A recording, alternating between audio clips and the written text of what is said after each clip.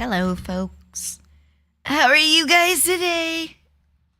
Don't worry, I'm fine. I guess I was just really tired on Monday and just ended the stream early, and I was just really bored. What was I doing? Hi, Pika Piplup. I don't remember what was I doing? Was I editing? No, I was writing. No, I was writing my outline. Now I remember. I members now.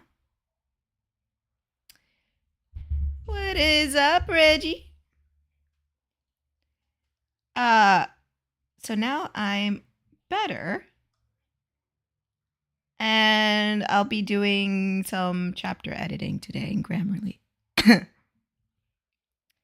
uh Y'all want to watch some commercials while I edit? Cuz my voice is kind of shot. I think I should make something. Okay, let me think.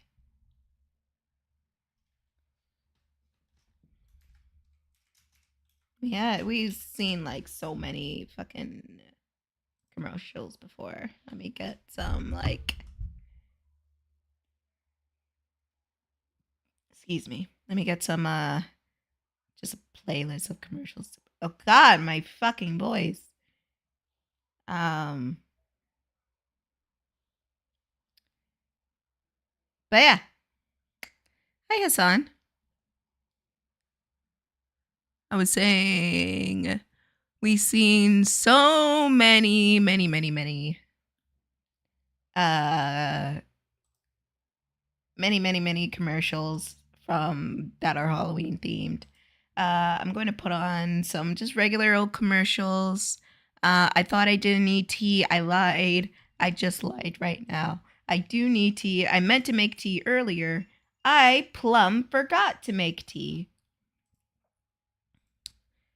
Because I'm dumb. Where's the... Okay. And switch over here. Cool. Resize this accordingly. Let it play. Oh, it does have volume. It's just so low. Don't worry. I can hear it, but you guys can't because the volume is low. So just give me like a second to rearrange some things. It is super duper low.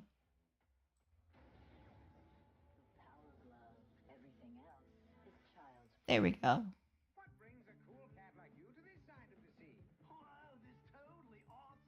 Okay. So I'm gonna put some water on the kettle.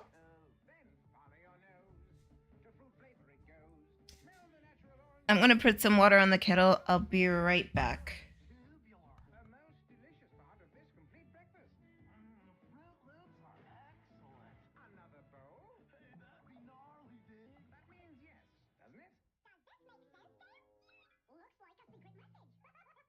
Send and receive secret messages with the Rescue Ranger Secret Decoder. 2 free in Kellogg's Fruit Loops. It's the truth. Your principal can't smile, can't swim, can't run, and can't stand bubble tape. Your school bus driver can't drive, wears curlers, makes funny noises, won't try bubble tape. No way, Jose! Bubble tape. It's 6 feet of bubble gum for you, not them. This season, Pizza Hut's giving you something to celebrate. The holiday stuffer, a pizza loaded with 10 great toppings. Pepperoni, mushrooms and olives, Italian sausage, ham and bacon, beef and pork toppings, onions, even green peppers. Now at Pizza Hut, try one medium for a special price of $9.99. Any second pizza is half its menu price. But you'd better hurry because when the season ends, so does the deal. Enjoy the holiday stuffer from Pizza Hut. One medium's $9.99. Any second pizza's half its menu price. Thanks a lot. Merry Christmas.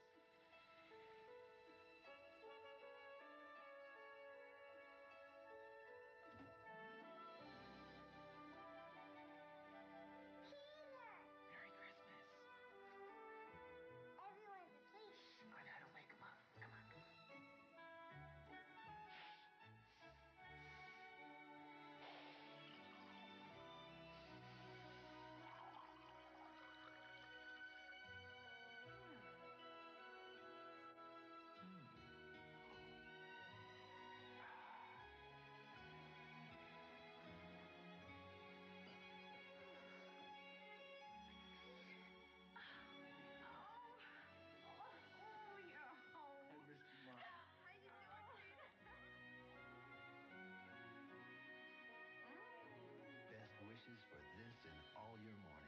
Folgers.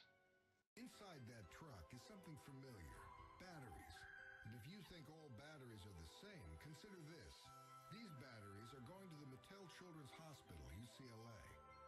Because here, they use the most technologically advanced equipment for the healing. And the play. And to power all those Mattel toys, the people at Duracell packed up a truckload of batteries. Because nothing's better than powering a smile. Duracell. Trusted everywhere.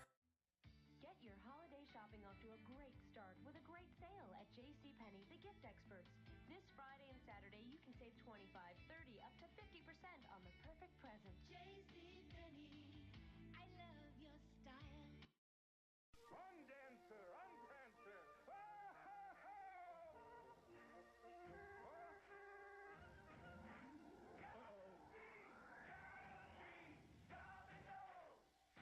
Nice steer. What was that? Santa, it was a program. Domino's new buffalo wings. Now, when you call for your favorite Domino's pizza, you can get a full order of 10 chicken wings for just $3.99.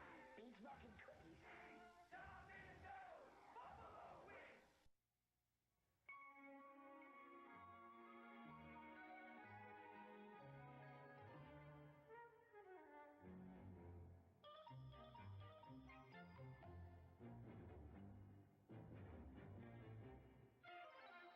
This year, nobody can resist Garfield plush toys at McDonald's. A different one every week while supplies last for $2.69 each. 50 cents of which is donated to Ronald McDonald Children's Charities.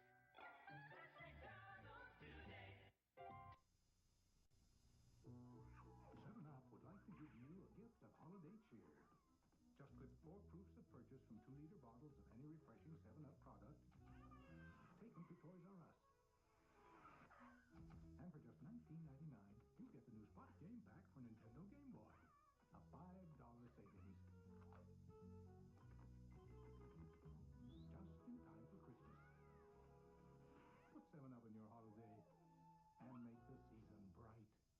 Now, the colors of Christmas made fresh just for you. So fill up your sack with your favorite delight. And to all a Merry Christmas in each tasty bite.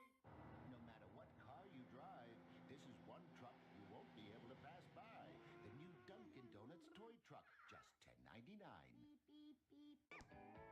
This holiday season, stuff more than their stockings with Applebee's gift certificates.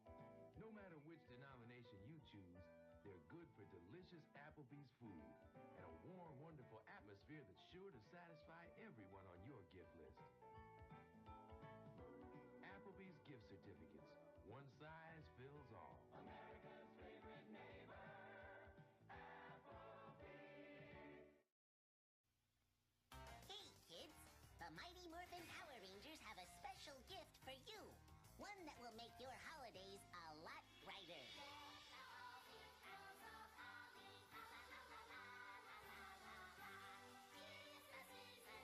It's My Magical Christmas Home Video, complete with your favorite songs.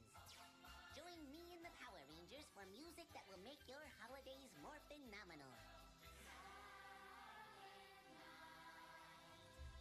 Okay, now the fucking thing wants to blast in my ear. Okay. Alright, fuck you.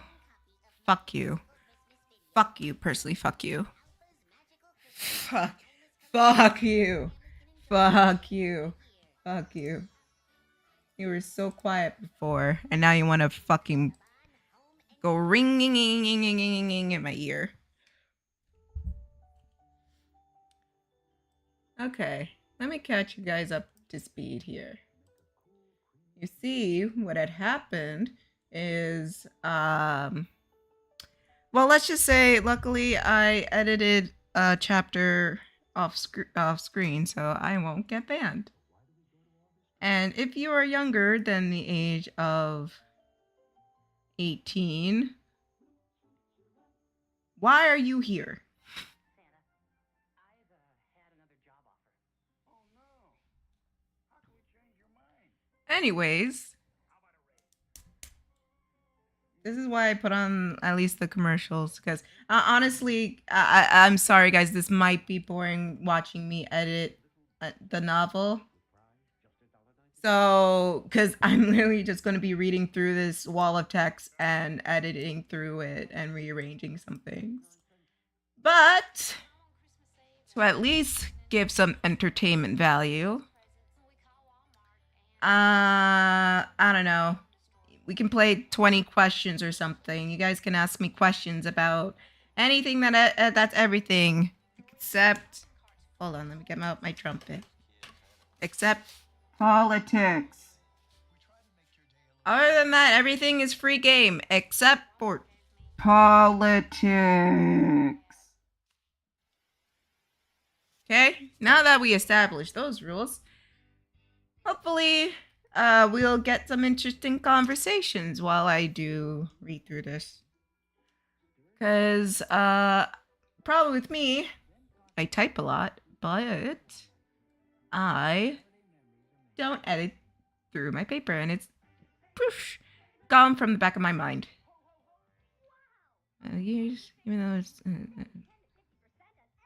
no show up in any of the events anymore. Each time, it's the same thing over and over again. Everyone looks down at her job, asking her about her love life, and mentions the incident.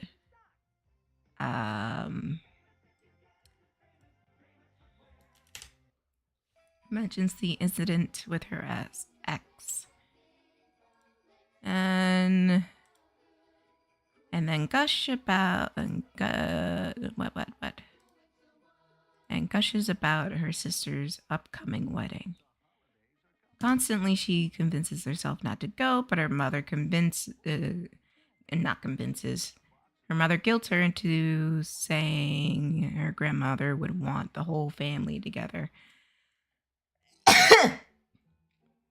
Well, not this time. She sent the call to voicemail and tossed it aside before getting back into her intimate moment with Nick. They were getting busy. They were busy getting lost in their own little world until the phone rang again. See, kids, this is why it's important to proofread your work, because sometimes you'll write down something stupid. Very stupid. And nobody likes anything stupid. That's bad. They were busy getting lost in their own real world until the phone. They were busy getting lost in their own world until the phone rang again. Without even bothering to look at it, Welf refused the phone call and covered it with a pillow. Why am I like this? Covered it with a pillow. She tried to concentrate on the man in front of her, running his large hands against her curves. The phone kept ringing, irritation.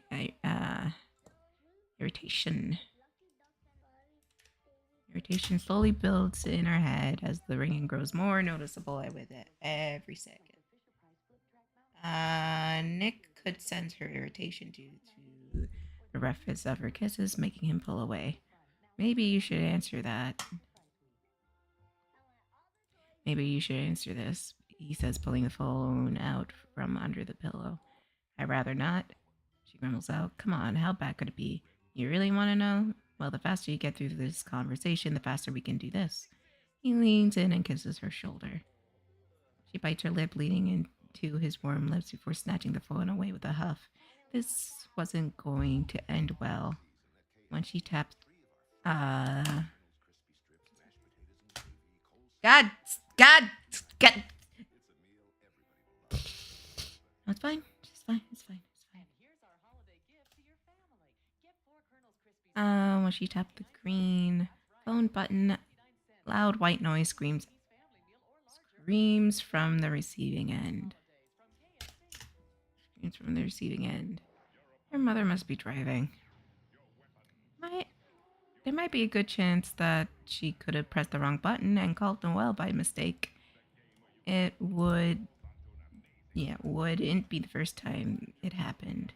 Noelle remembers the time her mother butt dialed her while she was in a meeting.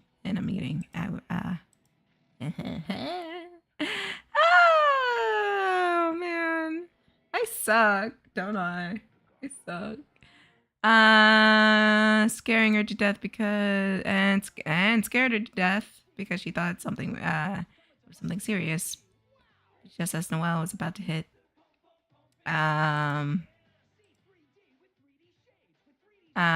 Wait. Yeah, no, that's correct. It's called an end cold button. Yeah, it's just a red button. And call a voice.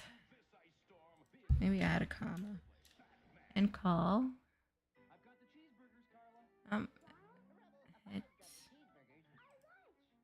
Now I'm just confusing myself. Voice piped. Probably piped up. A voice piped up. Much to her chagrin. Hello, darling. A feminine voice calls out. How is my daughter? Oh,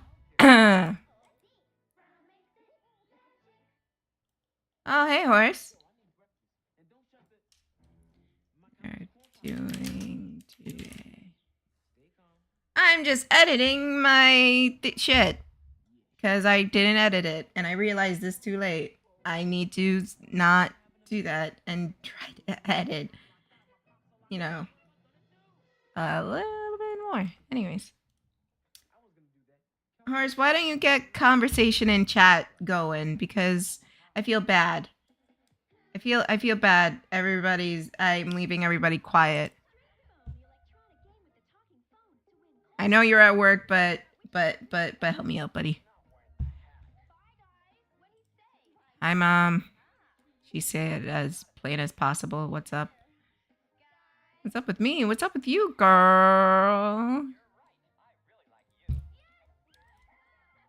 Your sister showed me on the social media. No, keep on the social media because that's what my parents say on the social media. They don't say social media. They say on the social media.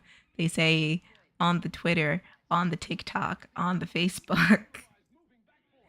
That's just how they talk. And then there's Penguin. Woo! Party! Noelle cringed at her mother's attempts to act cool.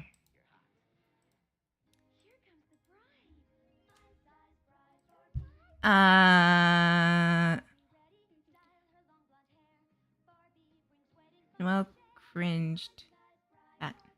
Honestly? Do I stream on Halloween? I don't think so. That's a good question. I don't. It is on a Thursday. So I will be probably engorging on popcorn and candy watching. Oh, maybe we'll do a movie night then.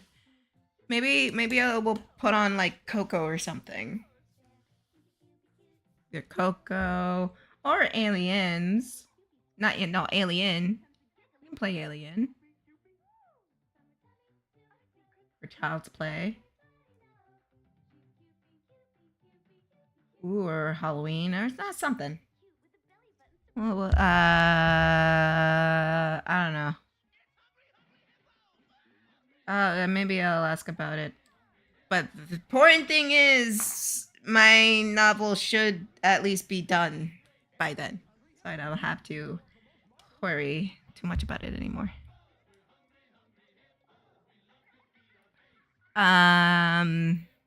Anyways. At her mother to Jackal while I left Nick chuckling. Yeah, Mom, she says, nudging Nick.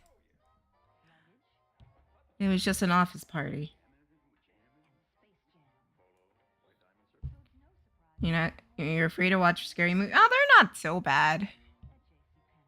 Wow, look at you, her mother says in a tone. You looking all sexy, girl, shaking your booty. I hate that this is... I hate this is how my mother talks.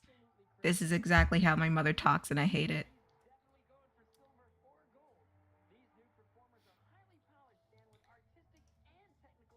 Oh, that's great. Don't talk about the trailer. We don't talk about trailers here. Please, no talking about the trailer.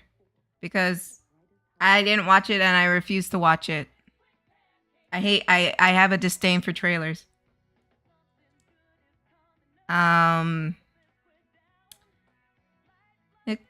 Nick Sweeze left Noelle completely mortified. Nick Sweeze left Noelle completely mortified as she buried her head in her arms. Yeah, her head in a pillow. I skipped a whole line. Why was her mother always like this? Nick slowly wrapped his arms around her, pulling her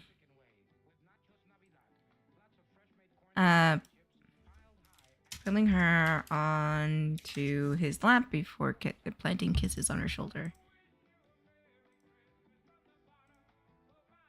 No, that's just dialogue. You know, I should think about drawing Halloween costumes for your characters. Oh, yeah. But it's scary. Yeah. Well, Coco's not scary. Coco's actually really good. Oh my god, it's Net! Net, are you home?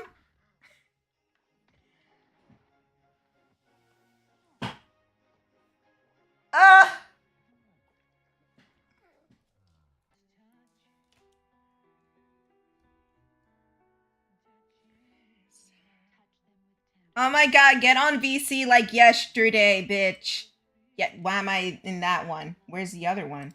Why is that one over there? Who fucked with the order of the VCs? Hello? Excuse me? Who the fuck fucked with the order of the VCs? Why was the date night VC on top of the record? Net! Why was the date night VC on top of the recordings VC? I have no idea. You have some explaining to do. Damn, I do. That's crazy. I didn't know. I can't believe you've done this. Yeah, I can't believe it. Me neither. Where is it? Well, I'm doing light editing. So I require assistance for entertainment. I'm not doing the deep editing that you've done because it is. Shout outs to the editors out there. It is a lot of work. Yeah. I'm just trying to make myself sound less stupid. Understandable. See, Net, you're so understanding. He's so nice. Yeah. Totally not sus at all. Oh, we've been known I'm sus.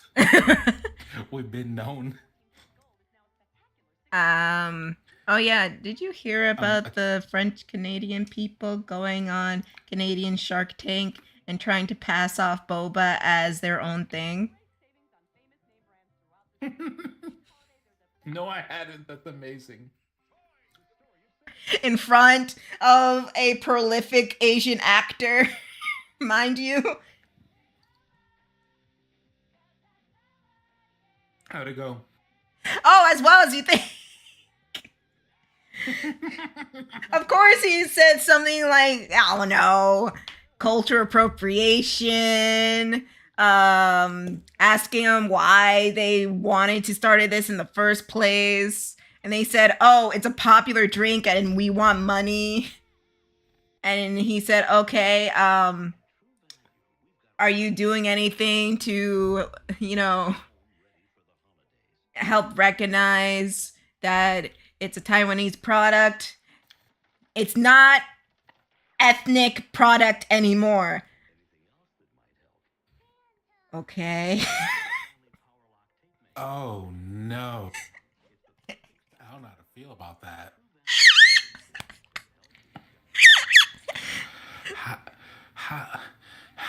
Bro, look up the clip right now. It's called Dragon's Den and Simu Liu is on it.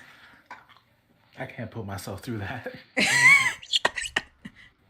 And the other panelists are gaslighting him, saying, no, it's fine. Everybody has different interpretations of things.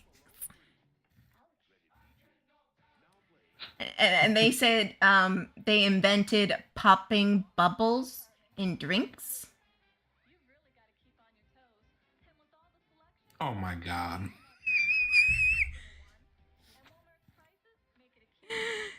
Yeah. Were they white? Were they Of white? course they were.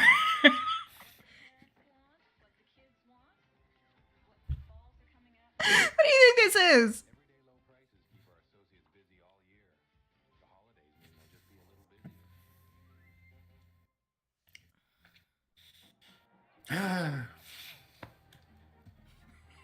That's. I don't want to be racist. Go ahead.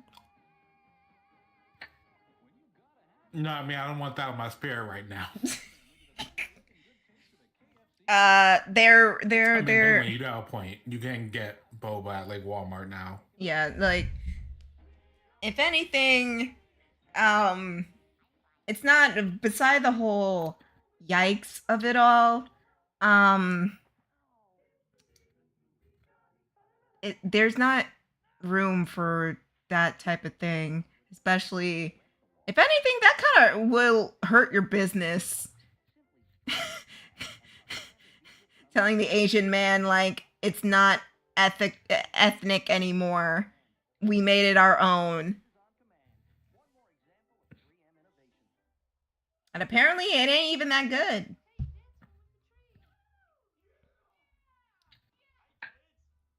What they essentially Here's my thing about it. Go on. Oh, well, first, how did the boba taste? It was watered down fruit juice with popping pearls filled with juice.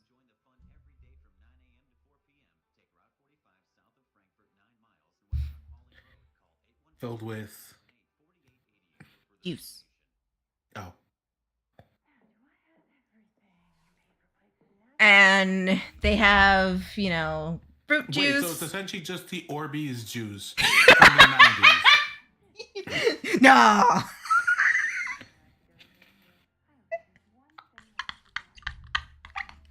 Are you implying a product like that already existed?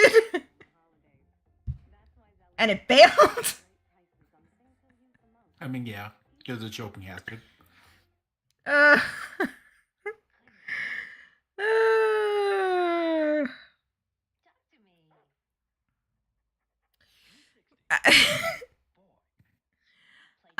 Well, theirs is different because it's alcoholic. Also, fuck you, Jester.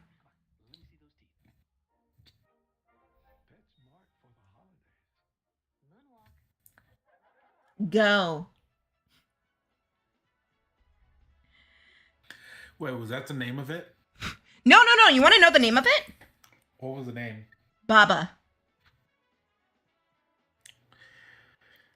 Go ahead. You have the stage.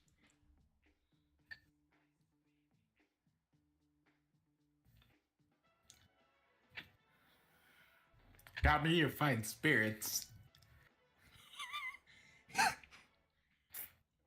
You want to know how it's spelled? How? Bobba.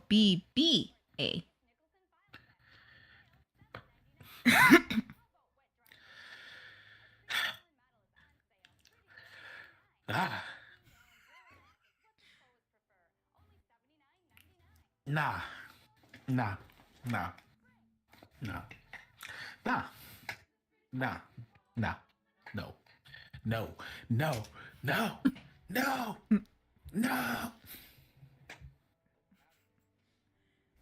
I remember you was conflicted.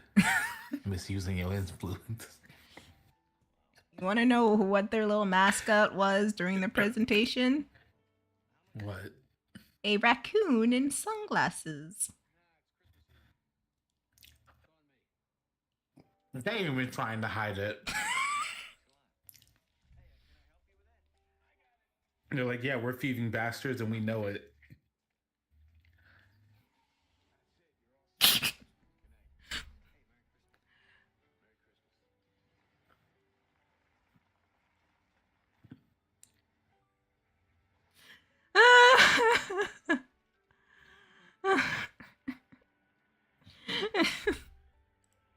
I mean,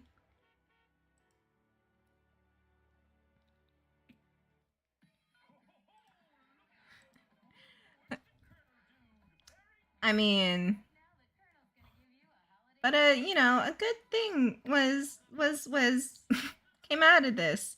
Other than the Indian woman investing $1 million into that business. Oh, so they actually got something? Yeah, they got $1 million investment from the Indian lady who was just like saying some bullshit like, oh, everybody can have different interpretations. What is this? You were like, you can't own this thing. So like some bullshit shit like that, you know? I will say, I do understand her thinking because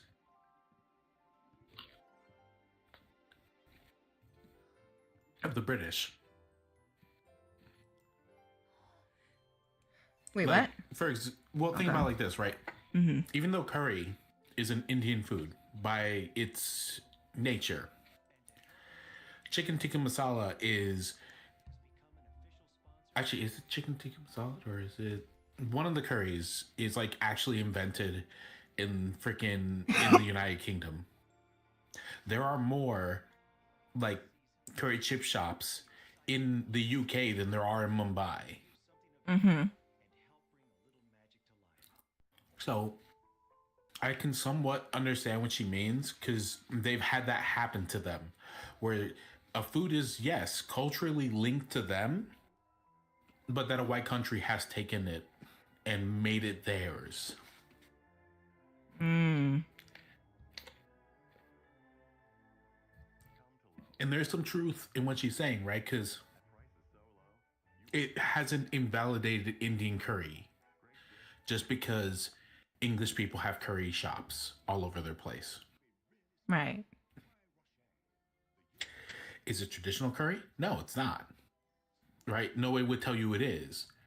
But it is something to those people who enjoy it.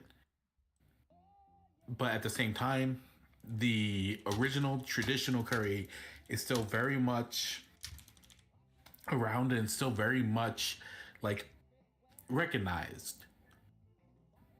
Just like, yeah, even if that shitty drink did end up coming out, it wouldn't affect the original like culture to the same degree because it's not the same thing. Yeah, true. It'd be worse if they were like, yeah, we're just making a boba shop and we're not hiring those people and we're running them out of business. Then it'd be like, okay, nah, fuck you. That is appropriation. I mean, they did exactly that. That's exactly what they did. Wait, it is what they did? Yes. Oh, then never mind. They fucked up. Like, Simu asked them, like, hey, are you, like, collaborating with anyone, like, from that? And they, like, oh, we know a factory in Taiwan that produces the bubbles.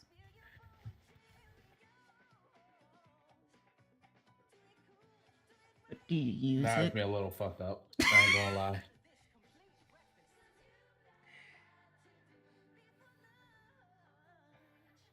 There's a reason boba and alcohol combined isn't mainstream. It sounds horrible. I mean, I don't drink, but it doesn't sound the best. It's bad. Okay. But alcoholic tea, by its very nature, isn't exactly great. I know there's people who are like, yeah, what about Long Island iced tea? And it's like, fuck Long Island iced teas, first of all. They're not great. I don't fuck with them. Gross. It's like, what you get with those fucking syrup-filled, like, balls that they make. It's like, that shit, that's not gonna be good for shit. It's like, you're gonna be tasting something that's like bitter with a little bit of sweetness in it, and then you're gonna bite into something, and it's gonna be even more sweet on top of that, and it's gonna just be like, ah, no, this is gonna be a bad experience. Why the fuck would I do that? Mm-hmm. Ew. I'll be right back. I had tea. Not Sure. tea, but not gossip tea. I'll be right back. Yeah, the drink. The actual good drink. Yeah, Tiff, come on. I have melanin. I know the difference between I've got tea and I've got tea. I know the difference.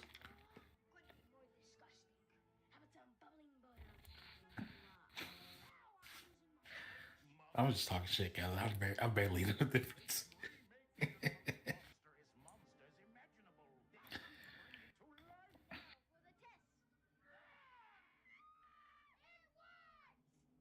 By the way, how y'all doing?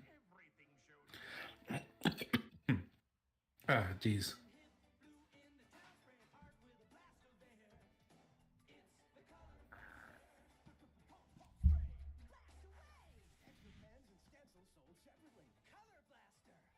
Oh, that feels good on the throat. Yeah.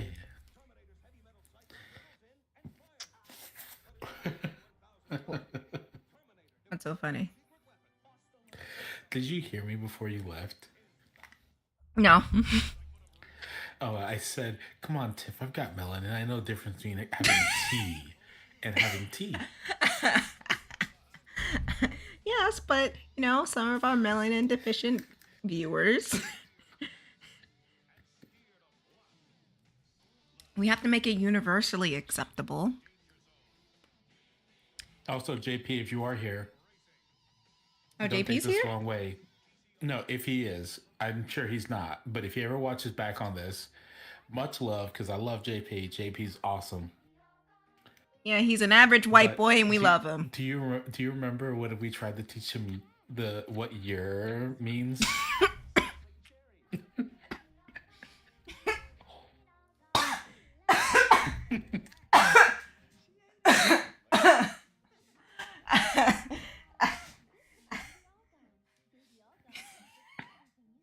Go on, tell the story you started. Go on, no, nah. Go on, tell the story you started.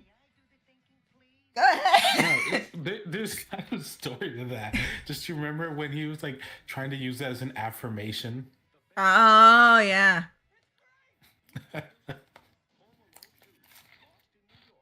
Someone ought to clip that repeated offense to JP. Yeah, Jester's a cuck. There you go. Clip that. I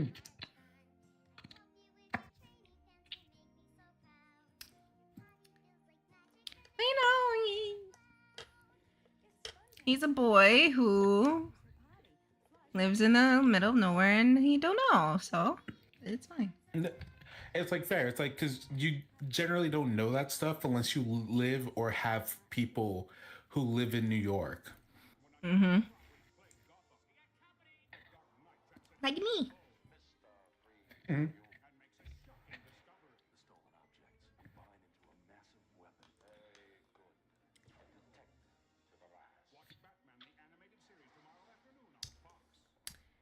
Also, I got a little distracted by the stream because I was going to say the animation for the ice that they were doing for the Batman thing had me fucked up because I was like, damn, bro, that shit's smooth as fuck.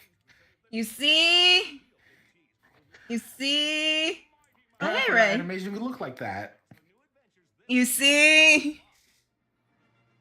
I'm not saying all Flash animation is bad, but goddamn Flash animation kind of ruined how animation looked. I mean, yeah. Ain't no two ways about that. Ain't no two ways about it. That's true.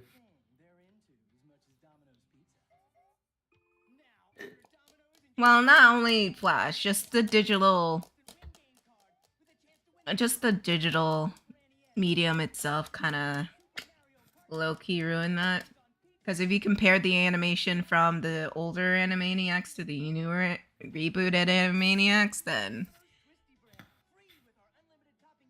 Oh yeah.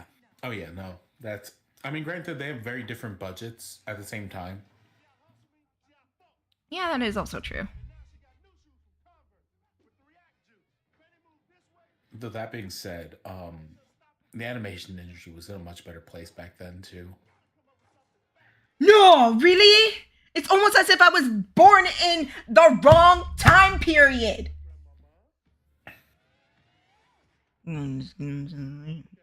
Go on, tell your shit.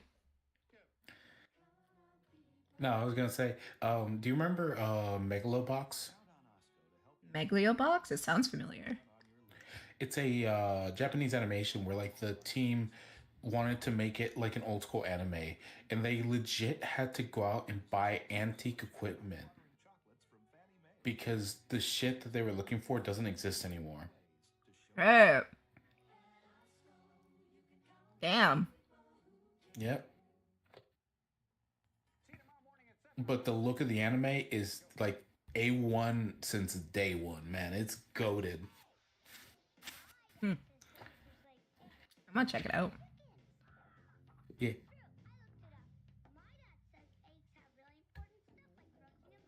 I will admit, you do need to be like into sports animes. Ah, okay. That's fair.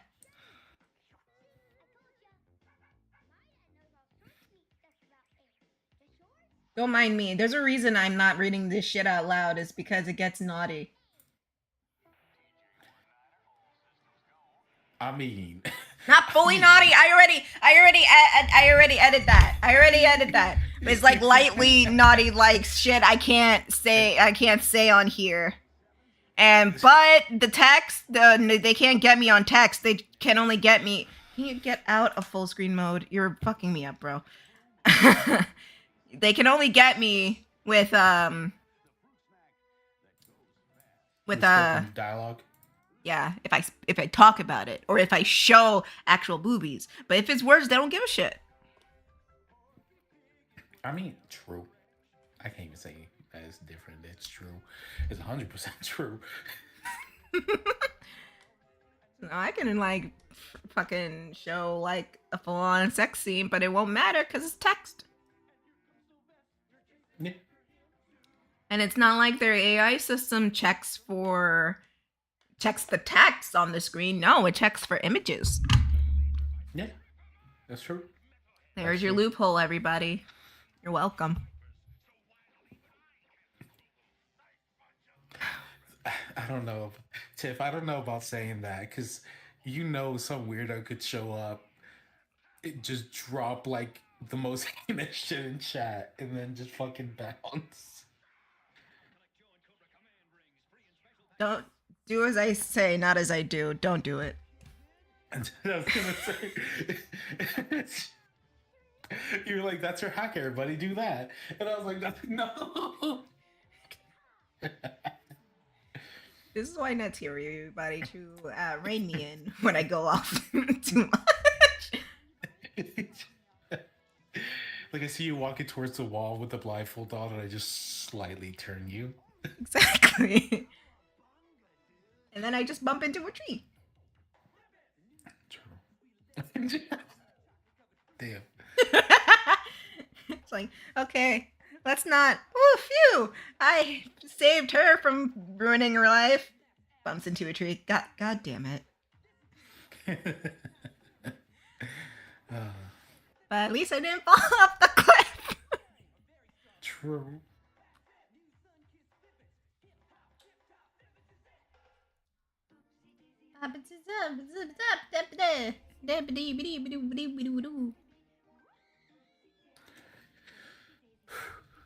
I'm so glad. You know something? Mm-hmm. I have a coworker who's leaving my job. Now, normally that would be a bad thing, but because my job now is so desperate for workers, they stopped giving me shit.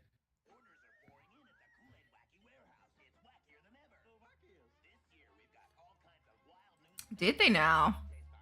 Yeah, because they're all now like, they brought me into a meeting where they spent 2 hours telling me how great a job I was doing. Ooh.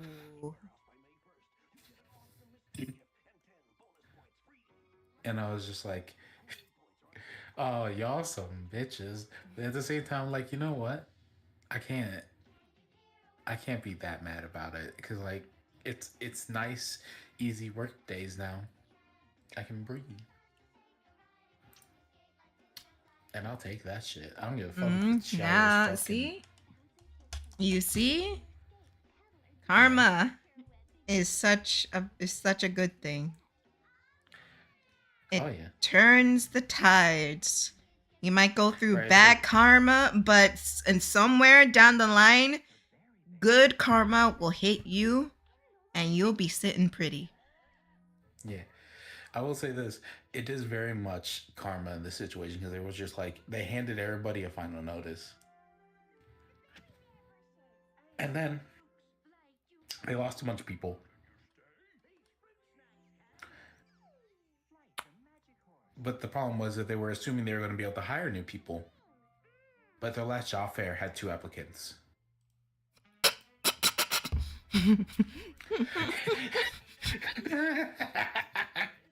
It's so fucking perfect. Like, it's like, damn, bro. Y'all really fucked that up. Y'all gas yourself up told so you? fucking much. Y'all think you'll be rolling in applications. Right? And then they forgot the state of, like, the job market.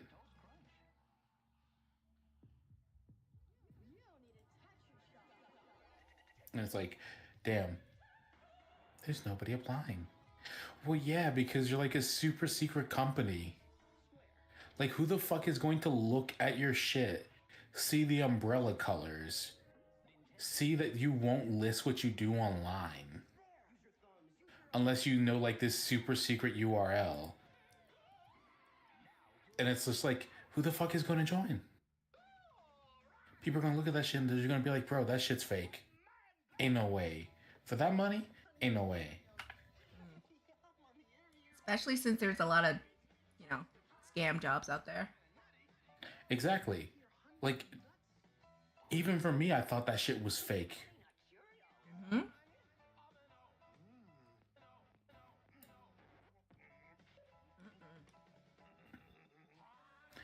Had me fucked up. I got 3 of those fucking phishing scam job offers today. This shit pisses me off. And I get that. Because, like, it's such a weird thing to be like.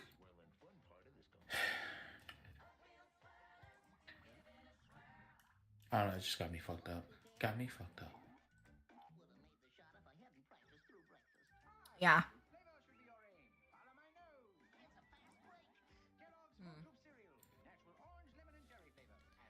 Especially, I'm not feeling so hot about my work. I want to leave. That's understandable. Because I get buoyed, and I don't like getting buoyed. No, I understand that because I was getting that shit at my work, where they were just like piling on a whole day's work, and I was just like, "Damn, y'all suck." Mm-hmm.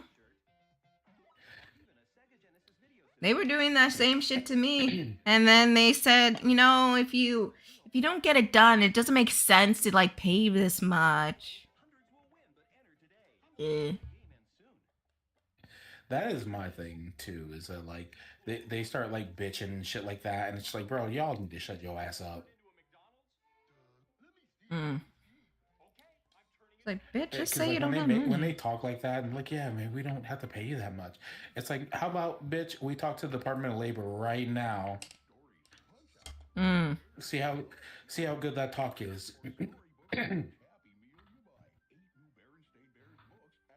No, I actually had that issue with them earlier because like the pay was came in late.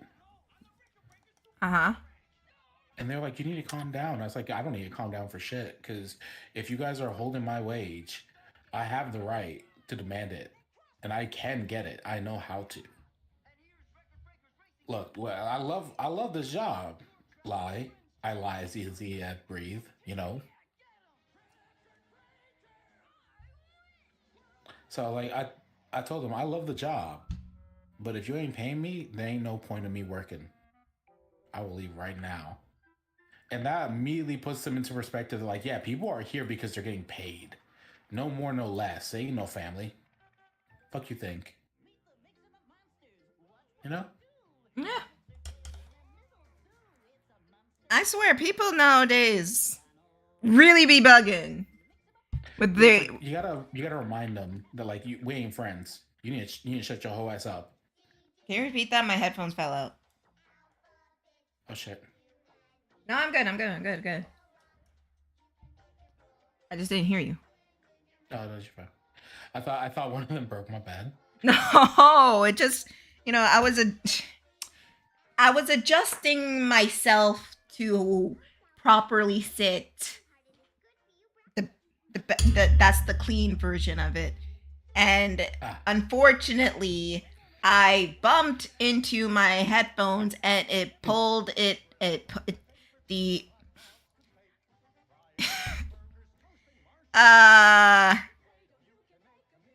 my earbud got pulled out of my ear. There you go. Yeah. So I didn't hear what you said. That's all. Understandable. But yeah, no, I was just saying that like the motherfuckers sometimes need a reality check because like some bosses get a little too candid. Mm-hmm.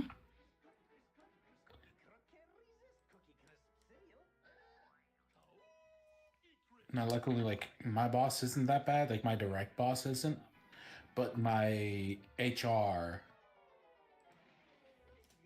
get a little too comfortable with like admitting that they're like committing bullshit. Because like, bro, you do know like that's not cool. Like you guys can admit that shit, but just as well, I can do something with that information. Mm-hmm.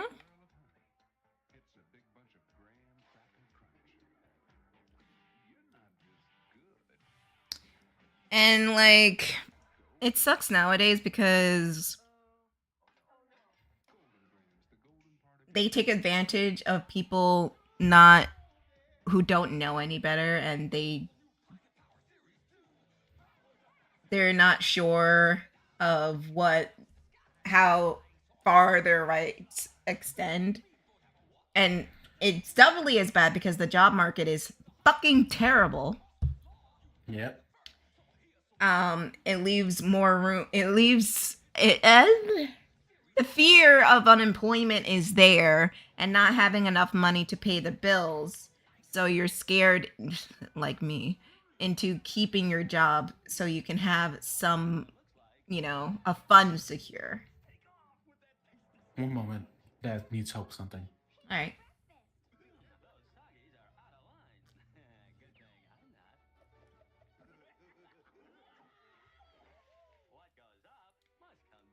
Because the job market is very bad and very, very terrible, everyone is afraid to be let go. Everybody's afraid to be fired. And everybody is waiting to find something else to quit. Like me. No.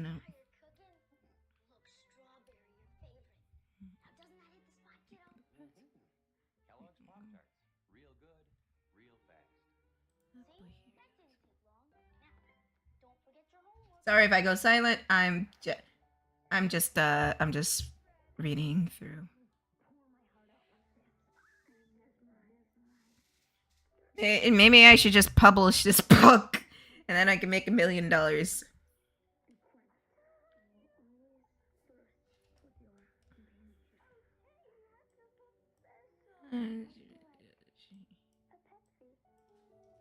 She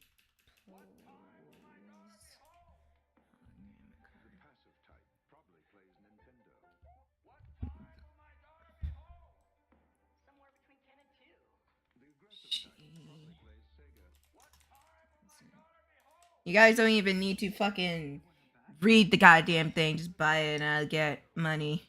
Yay, money. I'm just so tired. Maybe that's why I haven't sat down and edited everything, because I've been just so stressed and I wanted an escape, and this is my way of escaping. I'm coping. 1 million copies sold in the first week. Yeah, that would be fantastic. 1 million copies, a movie deal, a series, a whole series, merchandising and shit, becoming a cultural icon. I love that shit.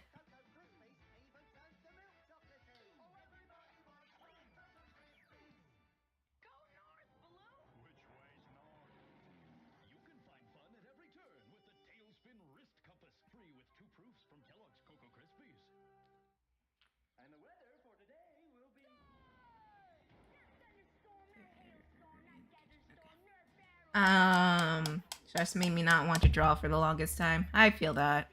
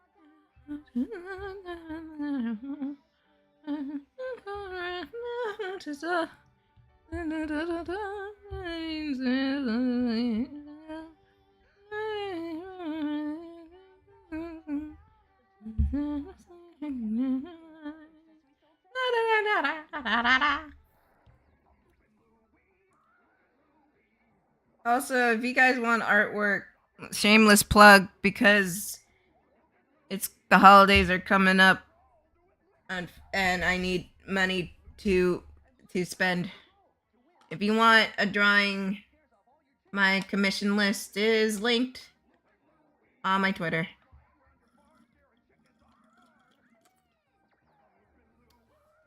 Or if you want to just tip me, the link is somewhere. I think in this,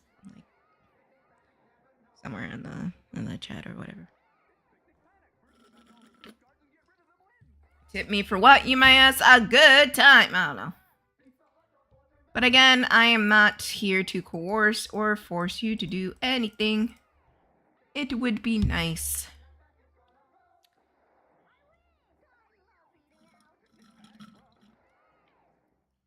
But it is not necessary.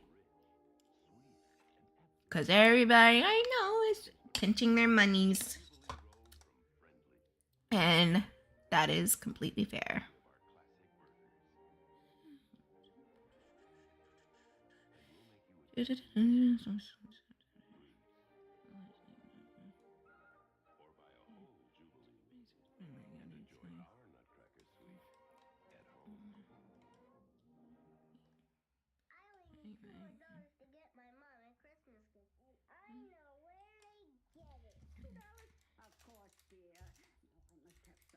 Anyone before? Oh, Jesus.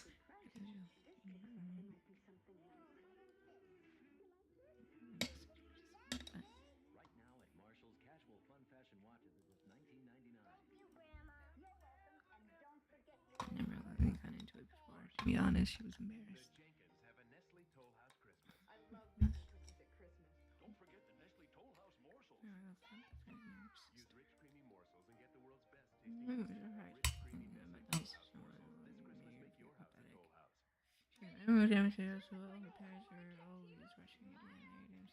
Finally, sort of getting ready to relax. Finally, you know, back.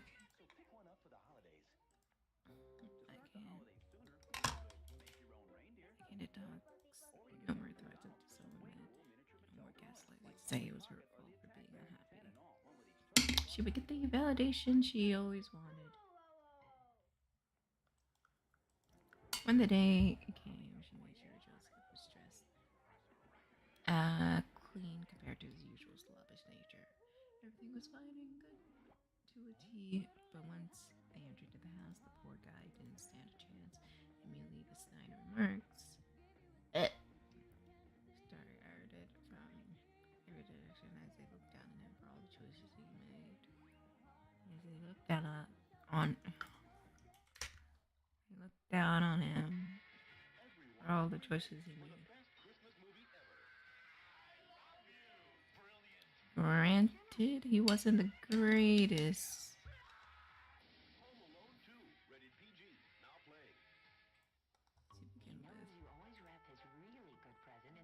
No, he wasn't the greatest to begin with. But it doesn't give all the things. To say.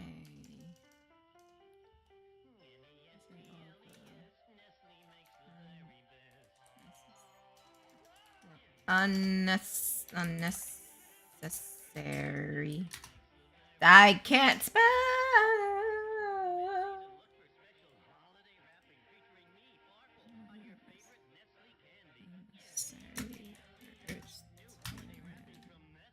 Noel's brother was the only one to stick up for Joseph, only for him to go into how Joseph could do better. Her brother had this weird fixation on trying to dissuade any guy from dating Noelle or any black woman in general. The same old talking about how they're not loyal enough, they're too ghetto, they're too loud. Pick one, he probably said it. He went as far as to try to get Joseph to hook up with his wife's sister. Well, his mom excused it, of course, saying it, which is how her precious little son saw the world, and having sisters in help him guard it. Speaking of her mother,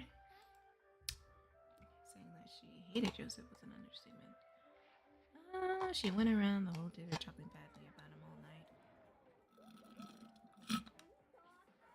Even pulled Noelle aside and tried to convince her to break up with him because he was such a bum. Well, she wasn't wrong for pointing it out. Her mom went as far as to say she would completely cut off contact with Noelle if she married Joseph. Of course, that scared her.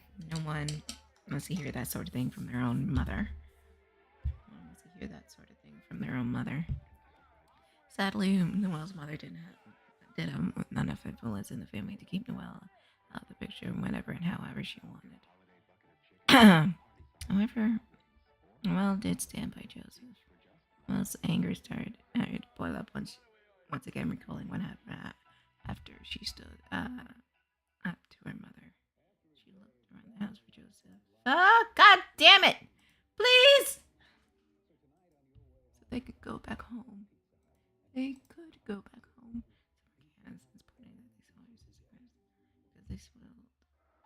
Because someone spilled wine on them. Hearing shifting and thumping from her own bedroom, thinking he might be in there. She called out.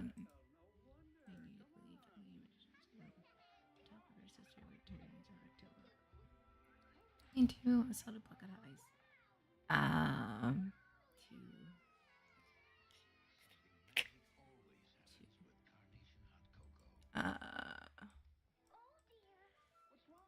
Okay.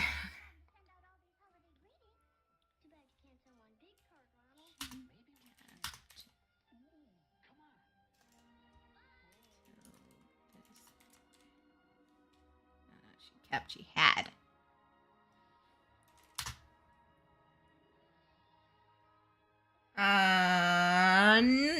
Guys, it's Knight Rider! 3 cheers for Knight Rider! What's up, buddy?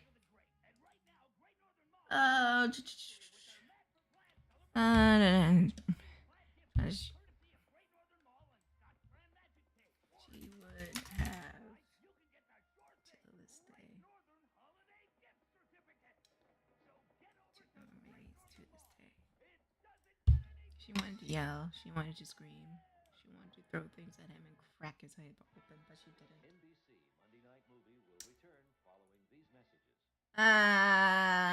That's fair. Let's go, Night Rider. Didn't. The room felt frigid cool. So frigid chill. She noticed he was standing at the doorway, glaring icicles at them. Tiff was trying to placate her and say it wasn't anything serious, but Will simply walked away from him. He followed her all the way out the door until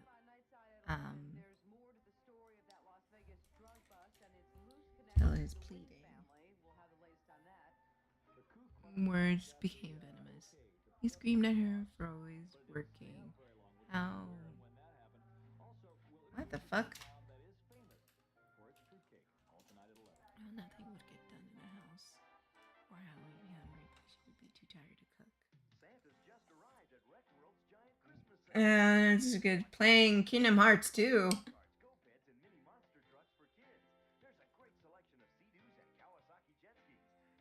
Is it fun? How is it so far? He hated how Roddy looked. Not that women should look good for their man, because that's what women should. That's what women are born to do. Each blade shot well through the chest. Each time it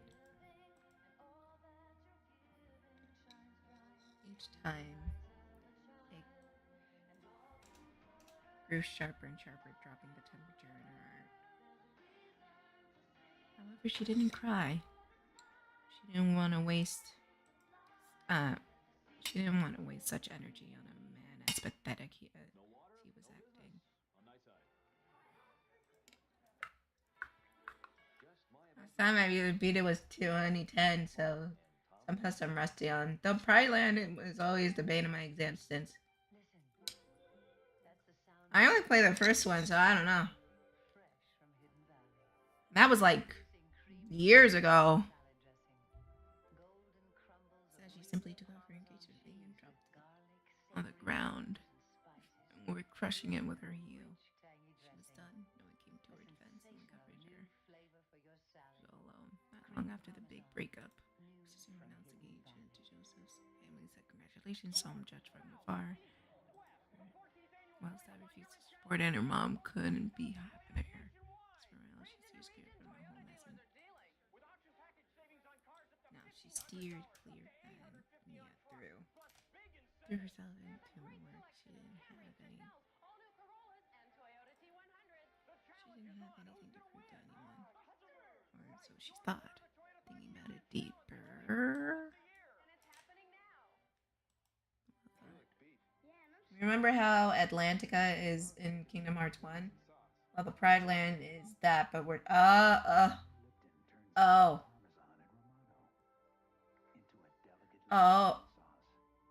How? Oh, wait, I also played through the third one with roommates. I forgot.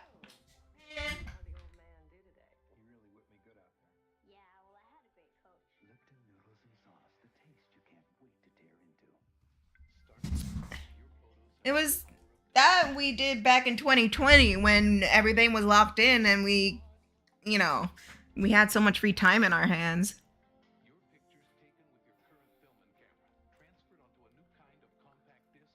Is deeply fine.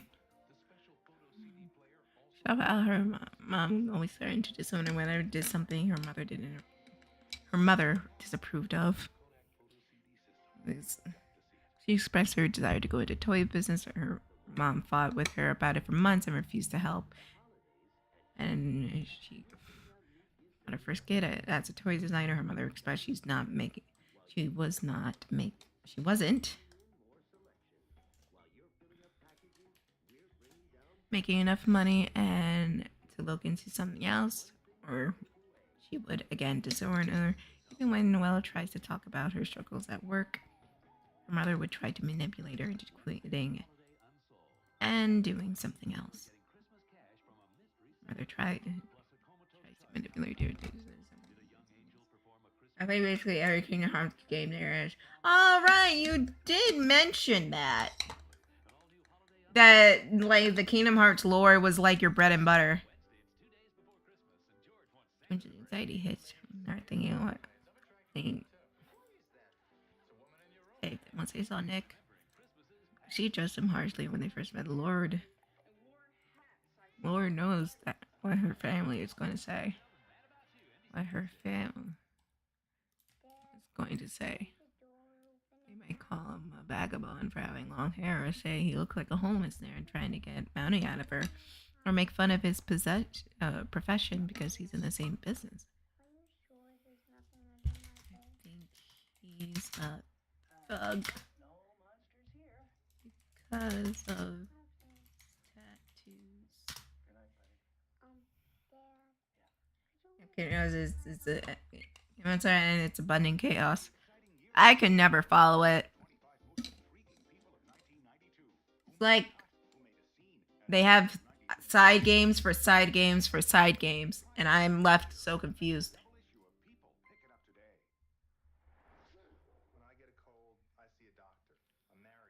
What was that? She survived him so soon.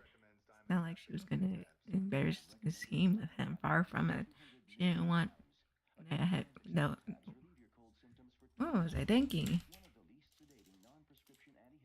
Heavyweight of the stares and judgment from her family, especially if her mom was going to pull the same stunt that she always has. But it didn't have. But did it have to matter so much? Why did she even want the validation? With a motorized brush and a 25-foot cord, it cleans tough jobs in tough places. The cord is dirt vac, only from Black & Decker. It's so small, but it's big on softness. It's new Ultra Downy. A little does a lot. This tiny cap of Ultra Downy gives you the fluffiest softness, just like this big Downy cap. So now you don't need a big cap. I'm just scared that you will no longer make the super cool spin-off titles and just resort to mobile games. I mean, that's probably what's going to happen, because it happened to a lot of other games. Like, as a business perspective, they were probably thinking, oh, you know, what's the point of making a game for that people can buy when we can just make it free for everybody, and we'll just put everything else under a paywall. That's their thinking nowadays.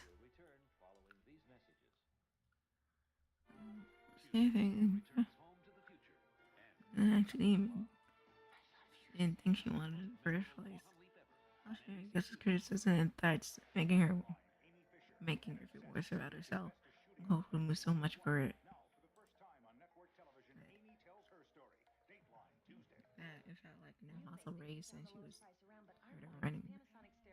Next, stick arm wrapped around her and around Noah's waist, bringing her around to him. I'm back. I'm sorry. Oh shit!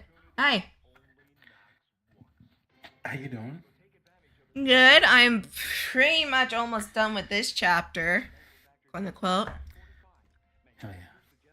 And then we were talking about how because Knight Rider was talking about Kingdom Hearts. He doesn't want like the side games to go to mobile. And I said that's probably gonna happen. That's what happened with everything else. Their newest is just gonna be Pokemon Go, but with Kingdom Hearts skins. Honestly, I wonder what they're gonna end up doing with Kingdom Hearts, because I remember reading in the interview that they ended up, like, Square Enix is having him cut it down to just the one game. Really? Yeah, because apparently their talks with Disney haven't been going well. Wait. Repeat that last part? So their talks with Disney, because, you know, Kingdom Hearts is a Disney and Square Enix crossover. Yeah. So their talks have not been going anywhere. And it hasn't been going well? I'm sorry. Yeah. Okay, I'm sorry. I'm going back and forth. No, you're fine. You're fine. But yeah, no, they're it's not really showing fruit, and Square Enix is kind of like, we might need to make some adjustments. And there's like a lot of talk that Square is going to be having Kingdom Hearts as a series, and with the next installment, if that ends up being the case. Damn, bro. I'm all for it. I don't hate Kingdom Hearts, but I hate Tetsuya Nomura. Oh yeah, because he's a bastard. Yeah, because he's just. I'm gonna be honest. He's a hack who parades himself around like he's fucking Stanley Kubrick. Oh, say less. Knight Raider said, and all the Kingdom Hearts characters are owned by Disney. Turns out Disney had no problem with Sora and Smash, but it was what's his face who hesitated for the lore. What the fuck do you mean for the lore? Smash, I know it has a story, quote unquote, behind it if you want to interpret it, but fuck, it's a fighting game. Who fucking cares? What lore? What are you talking about? This is what I hate. Like, people feeling so restricted with their lore, they can't do anything fun. You know what I mean? Yeah. No, 100%. It happens too many times to count. That's one of the problems I had with the fucking Sonic YouTube people. They were like, but lore! I'm just like, fuck you, you're sitting next to Freddy Fazbear. What lore? Right? Nothing against people who do that stuff, who are like lore keeper kind of people. But at the same time, it's like, understand that the properties you're working with are always going to need some sort of wiggle room. Yeah.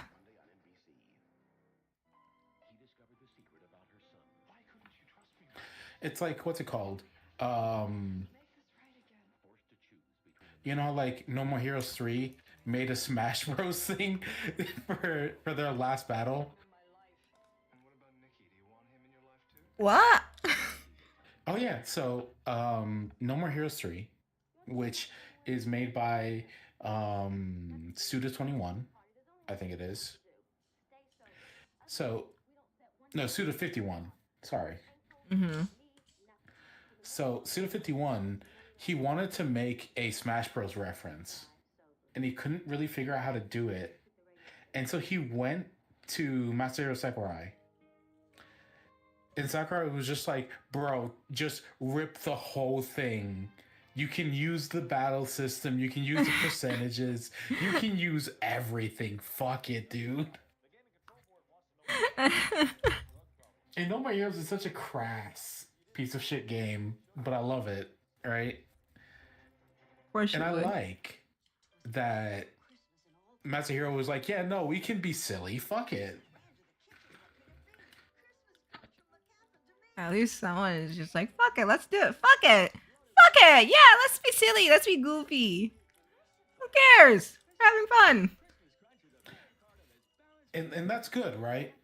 But at the same time, then he's kind of like, yeah, do you guys played a bunch of hours of Smash Bros? Well, fuck you. I'm so sorry that I ruined your lives, and you are no longer productive human beings. Yeah. And it's like, okay, no, you know what? You're a bit of a dick. All right. Right? It's like, damn. No, exactly, right? Being a piece of shit with one hand and then just being really nice in the other one. And it's just like, damn, okay. Pick a lane, bro.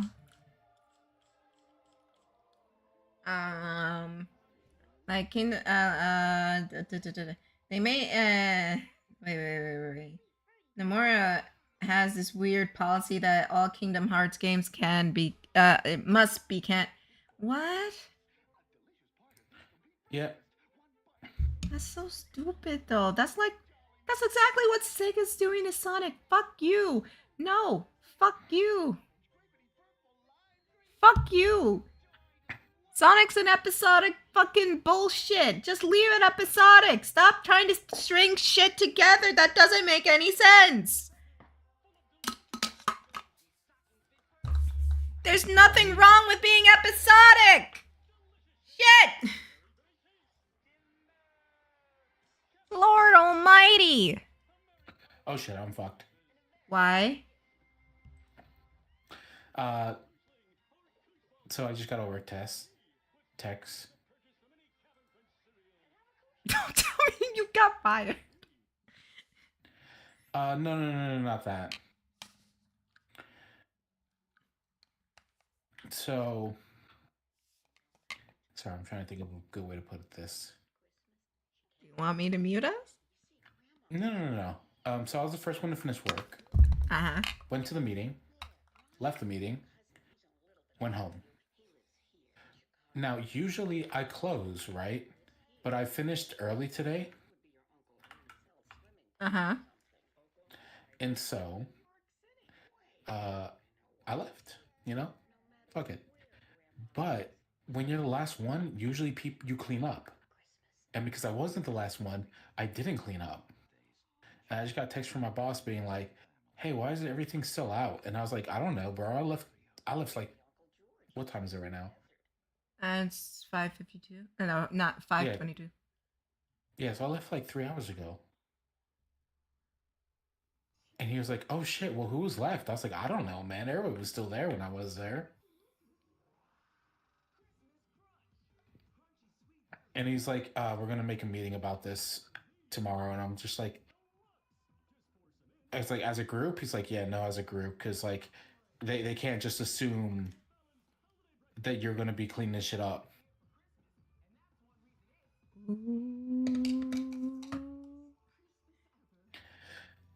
It's going to be like shit because I'm going to... I'm sure I won't get targeted, but I know it's going to feel to them that, like... No, that's what I mean. Like, it's going to feel like you snitched. Right? And I wasn't even there. No!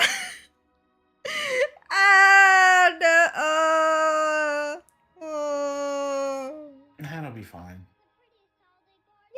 Yeah, you're a tough guy. You can, like, handle it. You can, like, throw them over your shoulder. I mean, knowing him, he's going to go, hey, who cleaned up, right? Who was the last one done? And because I was the first one done, like, I'm definitely out of the running for that. Like, who the fuck is going to say me? There's going to be one bitch who's going to try it. There's going to be that one bitch who's going to say it. I think there's like 5 guys on the team. Huh? There's like 5 guys on the team. There's no girls there. Well, yeah, I'm saying, you know what I'm saying. No, I get you. Someone might try it. That's what I'm getting at.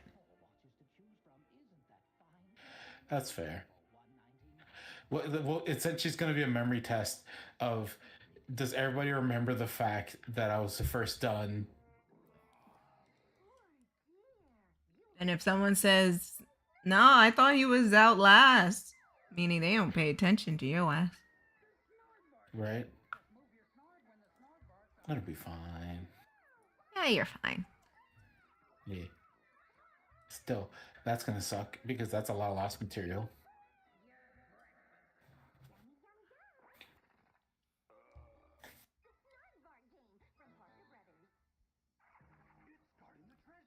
So, like sewing, like needle and thread sewing is spelled S-E-W, right? Or is it S-O-W?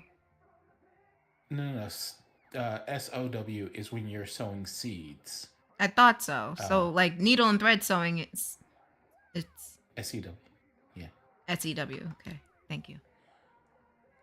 And also, thank you for not going into a whole grammar lesson. I don't need that right Okay. Well, I understand. I can't help that I went to college. Bitch, no, you didn't. No, I did. I took it. I told you I took screenwriting. Oh. I mean, like, I don't go to college for a degree. I just go and take classes. Listen, I did also, and I also took screenwriting, and the teacher was racist towards me. Damn. Fair. No, seriously, he was like legit targeting me for no apparent reason. Oh no, I know there are some college professors that just like they got a problem with you. Right? And I was just there like, what'd I do? I'm like, what'd I do, bitch? I don't know you. Like I wrote, because during the class we were one of our assignments was write a script for an animated show. If it's 22 minutes, write one script. If it's 11 minutes, write 2 scripts. I did 2 scripts. I read it to the class. And he said, no. Other people got to read it. And I said, okay. Other people read their own, but yeah, like we had to read each other's scripts. But it was only me. Wait, so like group grading, or was he just being a dick? He was just being a dick. Because, you would present, read through your script, like, oh, this happened, da-da-da-da-da. Because I wrote my script in a specific way. So, I can act it out like how I act out my manuscript here. But he said, no, give it to someone else. So I gave it to someone else, and he just read it so bluntly and plainly. Lacking seasoning. Yes! And he was, like, saying, like, something wrong, and the line was, like, cookies. But he said it, cookies. And I remember I wrote in spookily, all spooky, or eerie, if you want to be all grammarly correct, fuck you. If you want to do that. At the same time, too, it's like, bro, why are you going to have somebody else read it out for them? Because, like, what if that person isn't good with improv? Yeah! And, like, he was, like, saying, like, oh, it's not clear enough. It's not this. It's not that. It's kind of boring. I'm just here like, yeah, no shit, it's boring. You gave it to someone else. Of course it's going to read boring.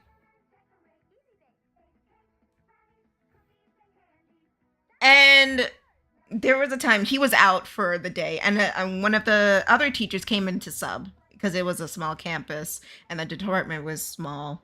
We only had like 5 professors at the time. Okay. So one of the other professors came in, and I gave him my script to read, and he said it was fine. Like, yeah, this is fine. I mean, this is like an average. I've seen this show you're writing for. Yeah, this is like an average episode of the show. What's the problem? And then I went on to talk about like how he was like giving me all this shit. He's just like, yeah, don't listen to him. He's got issues. Both of them are white men, by the way. Well, yeah, of course. I mean, that's somebody who's very much like. I'm not gonna lie, it's like when you have to deal with like an executive producer who's like, it has to be made for me. So if there's references or black accents, I don't want it. And they just like read it like, it sounds black. Have a white person read it, and just like knock you all over for that shit. It's like, what the fuck? Right. And it didn't help. I was the only black person in the class, in the whole department. But it was only that one guy, that one teacher. How is a judgment or criticism boring? No. He said my script was boring and it lacked enthusiasm, and he was confused of where it was going.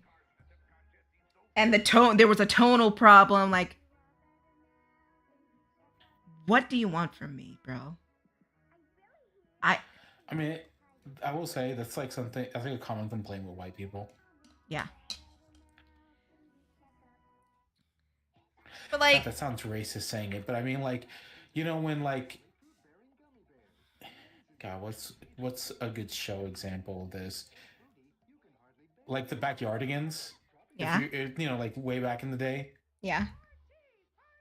Where it's like, okay, yeah, for some reason it doesn't click with certain people, but it's like, for the designated audience, the audience that shit is for, quote unquote, you know. Oh yeah.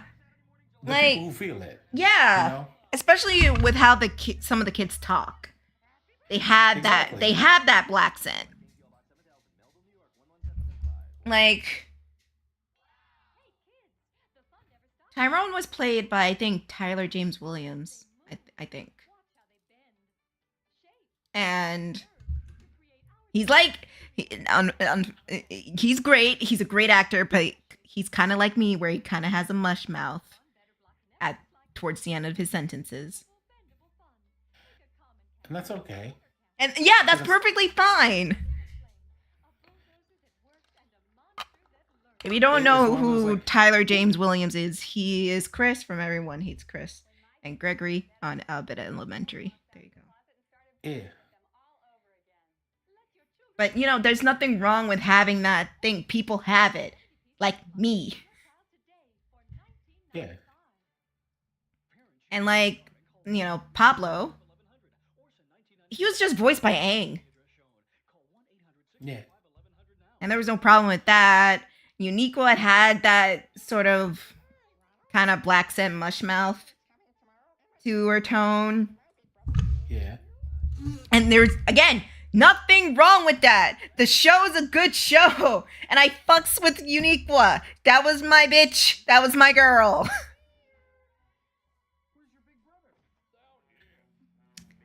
No, exactly. But that's what I'm saying, right? Is that like, go on. There are a lot of people I know growing up who said that shit was boring, and they didn't get it. And it's like, no, of course you ain't gonna get it, because that wasn't made for you, right? Like, there's gonna be something there, like, yeah, you understand what that means, the gist of it, right? Mm-hmm. But because, like, growing up, you know, as a child, and you're watching that shit, depending where you live, those are people, right? Mm-hmm. You know what I'm saying, right? Oh yeah, of course I know what you're saying. Those are, like, you kind of see yourself in that because of those little that little intricacies within it, if that makes sense. And it engages, it resonates with you more, and you engage with it more. And there's some people who that's not the case. And you know what? That ain't nothing wrong with them. It's just that it wasn't meant for them. Exactly. It's like art has an intended audience. Mm-hmm. And we can argue death of the artist, but like Fences, right? Fences is made for is written as an African American story, right? Mm-hmm. I ain't even gonna say it like that. It's a black story. Go ahead, it's like, yeah. The dad's cheating, the dad's lying to his job, and he's just trying to hold down his life best he can. And of course he's fumbling because he's a piece of shit. Mm-hmm. But even if he's a piece of shit, even his wife admits after he's dead that he did the best he could in a terrible situation. And sure, he ain't do right by everybody, but he did the best he could. Mm-hmm. And it's like, that shit's real, because like, you ain't got money, you ain't got, like, you know what, it's a harder situation to like be like, yeah, I'm following God's word, or I'm following like my morals and codes as best I can. It's like the most he can do is just try his best. Mm-hmm.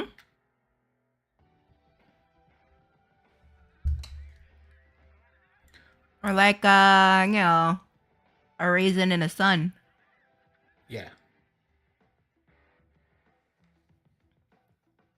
Like, bro fucked up with his mama's money. He really did. And everything was against him. It was like the whole universe was telling him, don't fucking move. Stay where you are. Even having some whack-ass lawyer come in and say, hey, how about you just stay here? But it wasn't because it wasn't the fact that he was in a good business or going to invest in a good business, because, that didn't fucking work out. It was because his mother gave him the trust to do the right thing. Yeah. And he proved to his mother that that she could trust him to do the right thing, to take care of his family.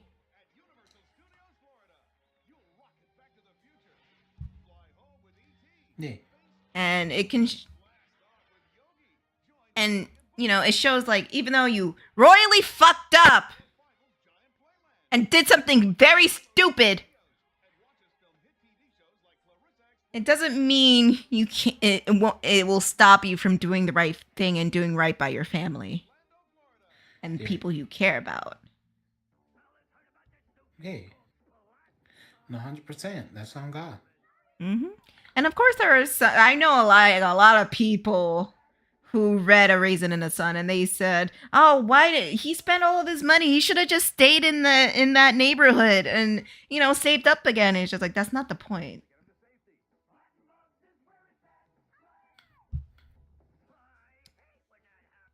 He fucked up once.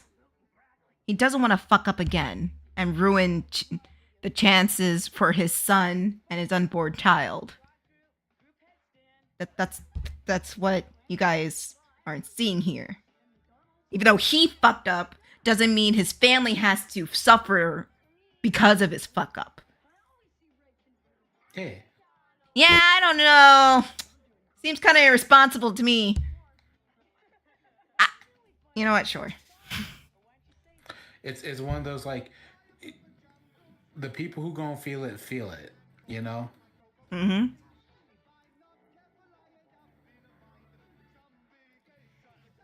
And it's like that with any sort of story, movie, TV show.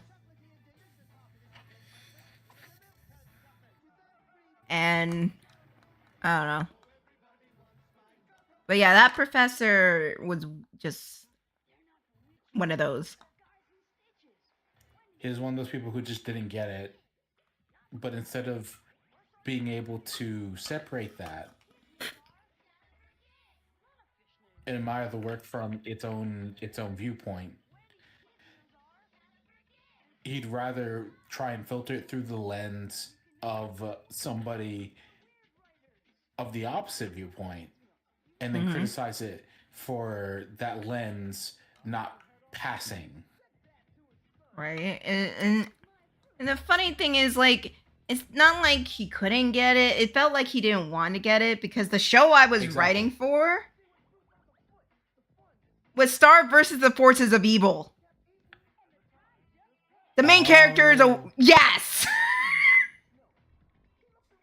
It wasn't any sort of, a black show. It was literally Star versus the Forces of Evil. Yeah. It was a show. Disney XD shit. Yeah. It was a show with a little white girl as the main character. Yeah. The thing is that, like, he read your shit and he was like, it was written by a black person. And, like, immediately that shut him off. Yeah. That's probably it. And that's such a harsh pill to swallow when you get that kind of person who doesn't care what you wrote down, doesn't care about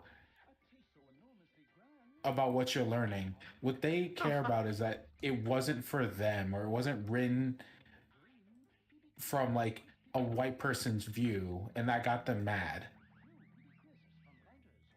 Yeah. I mean, and the other professors is like, no, this is fine. You just need to, adjust some things here, here, here. No, exactly. And you know what also sucks? Is that the other students, well, half of the students said it was, yeah, it's fine, I can understand. But the other one was just like, yeah, I don't understand this part, which is fair. I don't understand that part. And that's the part those were like parts he was bitching about the most. And I showed it to my other professor, and he was just like, oh no, these are funny. This is funny. No, I totally get what you're going for. I'm just here like, I'm confused. Please tell me what to do.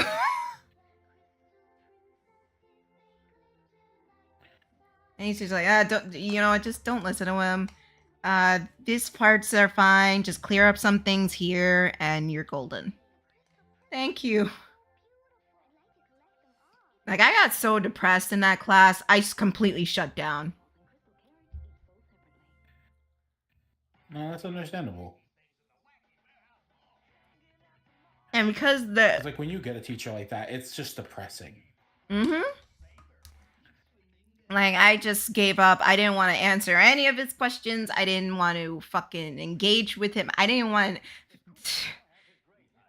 I mean, I got an A somehow, but I don't think he does the final grading. I think it's the head of the department.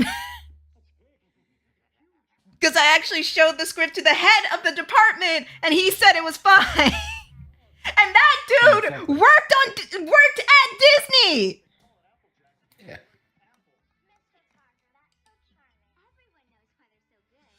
Meanwhile, I got a guy who worked on goddamn like Fanboy and Chum Chum. Yeah, that's a bitter individual. God, I don't know. I mean, he got fired for being saying a little bit of no. Yeah, no, exactly. Like, it's obvious. That's the unfortunate thing, is that it is obvious what that person is like and what they after. Mm. And he tries to present himself as this, fine. As if he's not that way. Yeah. And literally every student hated his class because he would drone on and on and on about stuff, and we would get work done. Like, I had a matte painting class where we were supposed to do 5 projects during the whole semester. However, because things went on for so long and we could not get any work done, and his lessons would not finish, we only could do 1.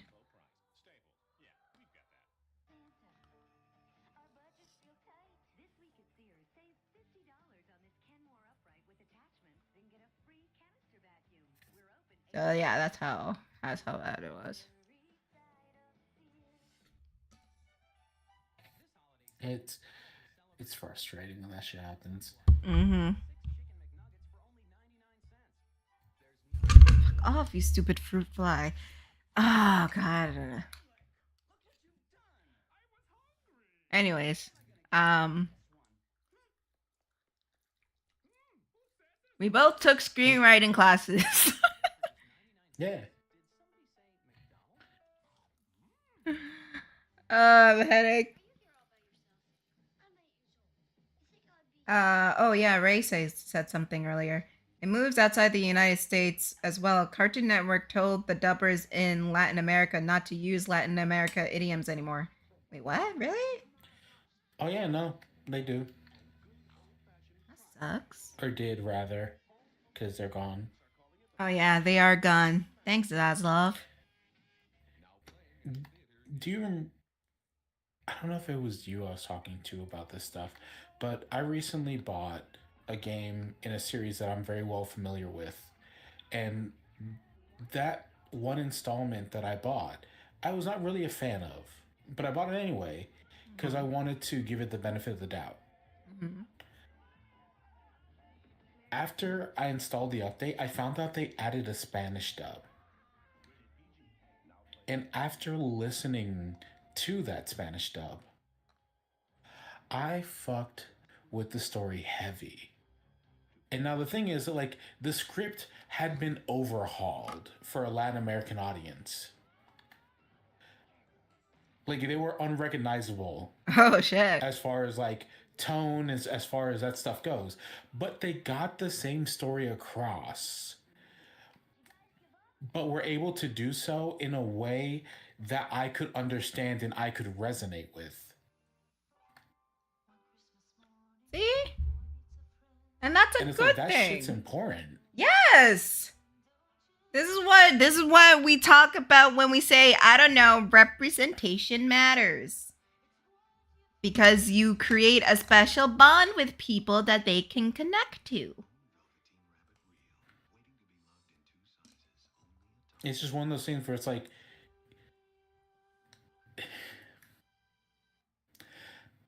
I don't want to say representation matters. I feel like, because I don't want it to be like they do it for the sake of earning more money because I'm going to watch it because there's a brown person. No. That's pandering. There's a difference. Yes. Pandering is different from having representation. Genuine representation is, you know, like Miles Morales in fucking Spider-Verse. He's an actual character who feels like a person.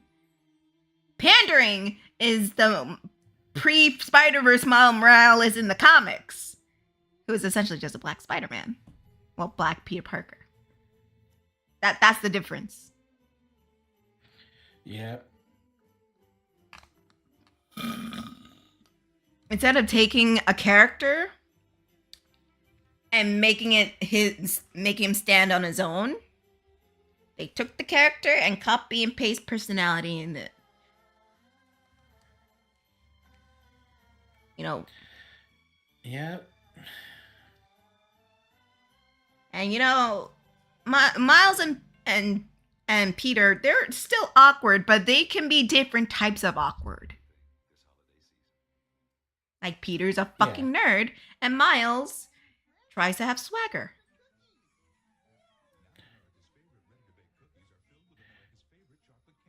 I mean,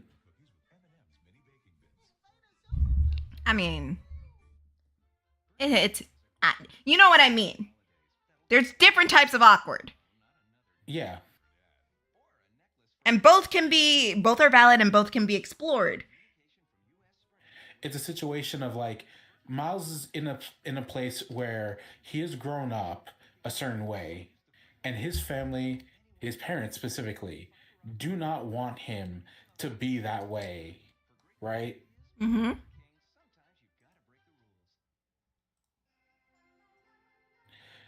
Sorry. Go on.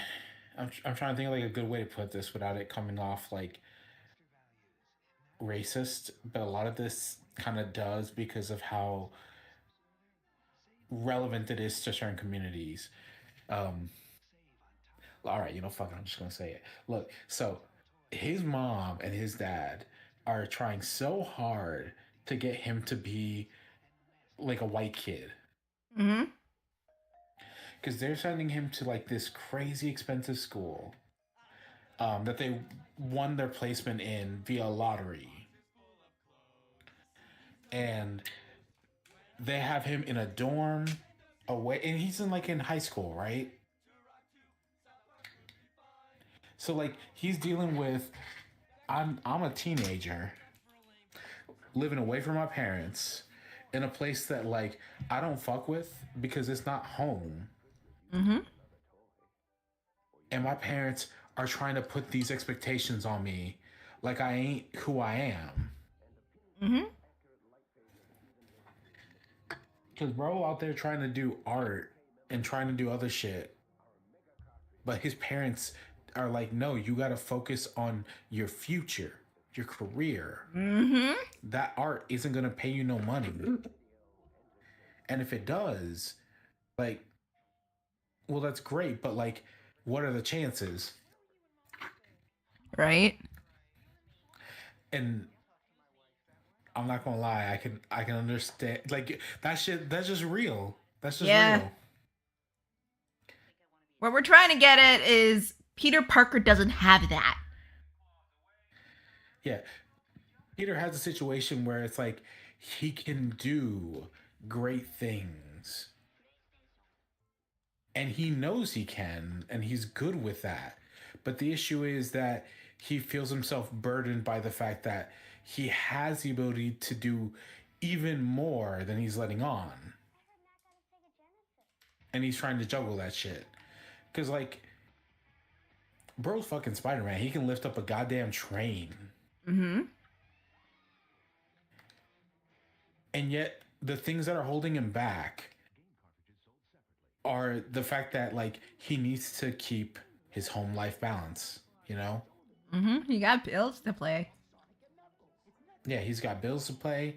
I said play because I had the straw in my mouth and it fucked me up. I'm sorry. No, you're good, you're good. But it's like, bro has bills to pay.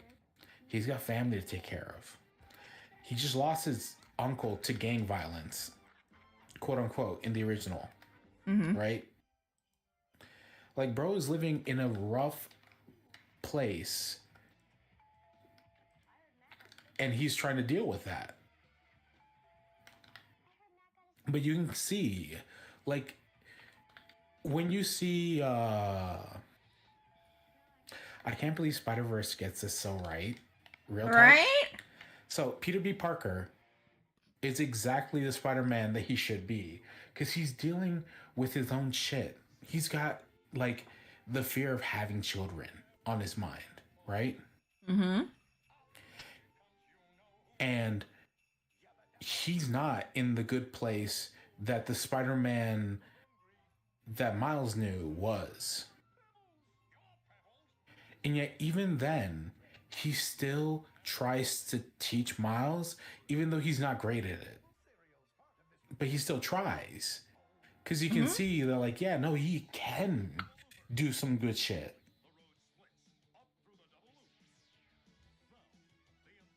Wait, what was that last part? Hmm? He can do shit? No, because he can, right? Like, he sees it in Miles. Yeah. That Miles could do this stuff. But he's in a situation where he doesn't even know where to start. But, like, even though, as fucked up as Peter has his life at that moment, he knows what it means to be Spider-Man more than Miles does, right? Because Miles took it up because he felt he had to, but he doesn't know where to start. Mm-hmm. And he is fumbling. Because, like, he's already struggling with his own self-identity, and he's adding another identity on top of that. Yep.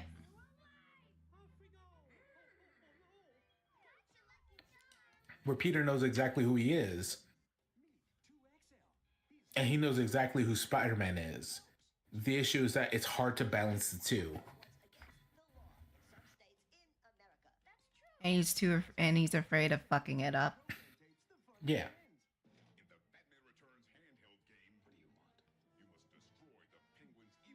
Where he's constantly having to make sacrifices to make them work.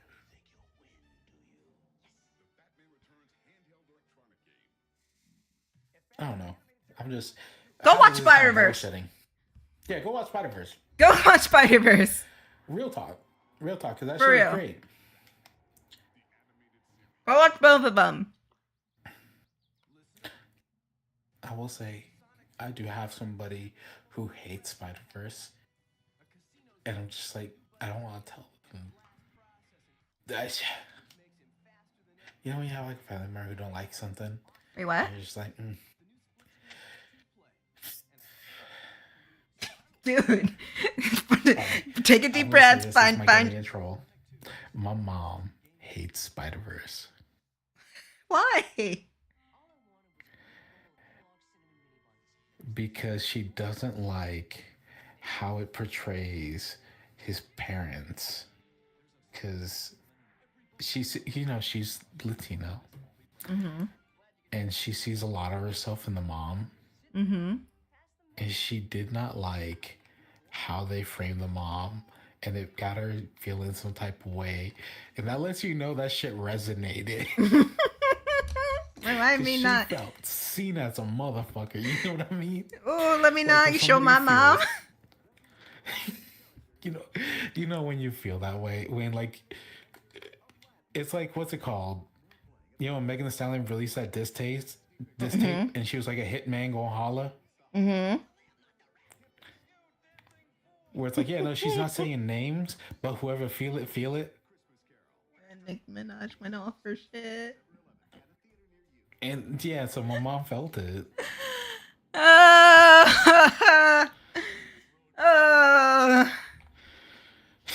We love to see it. Look, you know what? I'm glad she's not home right now because she's still recovering after her surgery. So she's in the hospital right now. Oh, okay. Is she doing okay? To be honest, not really, because she's dealing with a lot of pain after the implant. Ooh. But they are, like, they do have her under surveillance, and she's going to be all right for the most part. My aunt is over there with her, so she's got company.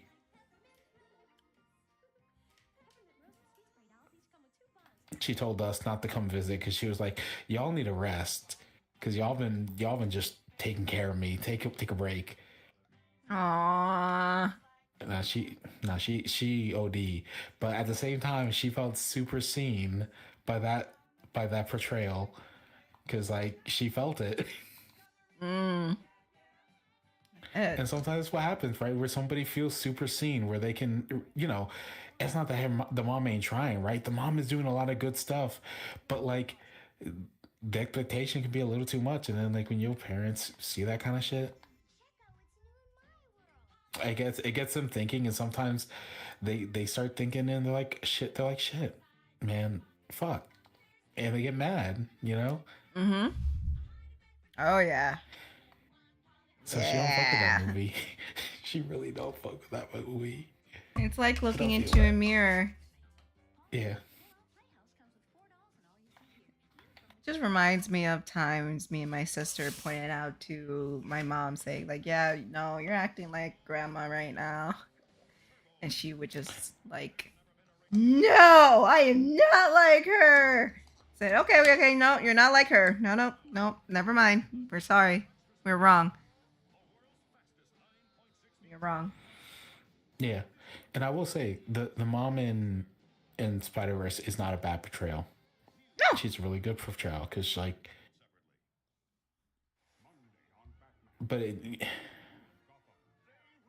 God, it's such a hard thing to talk about, because like my mom, Mm-hmm. I ain't trying to air out her laundry, because that's some shit.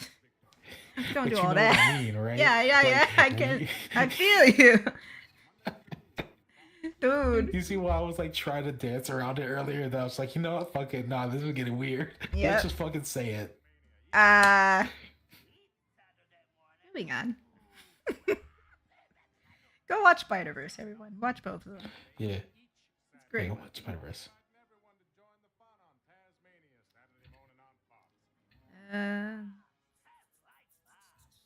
Oh, my sound freaking out.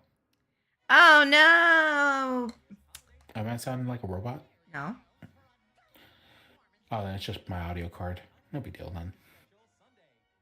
I miss Tiny Toons.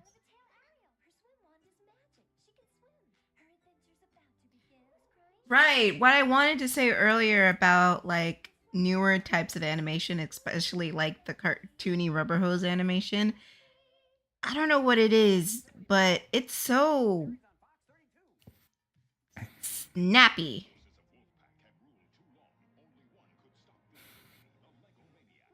Like,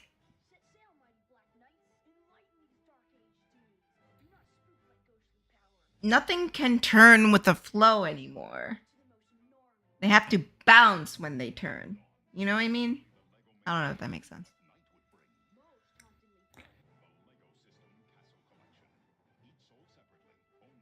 I think I know what you're talking about. I'm trying to find a way to word it where it's like it's not that the animation ever shows like the fluidity.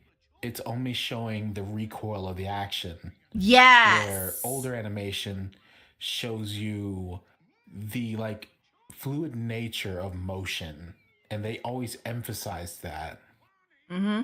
Like a good example I always like to point out is, you know how in The Simpsons they have in the opening of The Simpsons, when Marge is at the supermarket and finds Maggie in the bag, the way she turns and goes into like her relief pose. Yeah. And nowadays it just has her head like pop over to Maggie as she like shakes her fist to the other baby. Oh yeah. Like stuff like that is what I miss.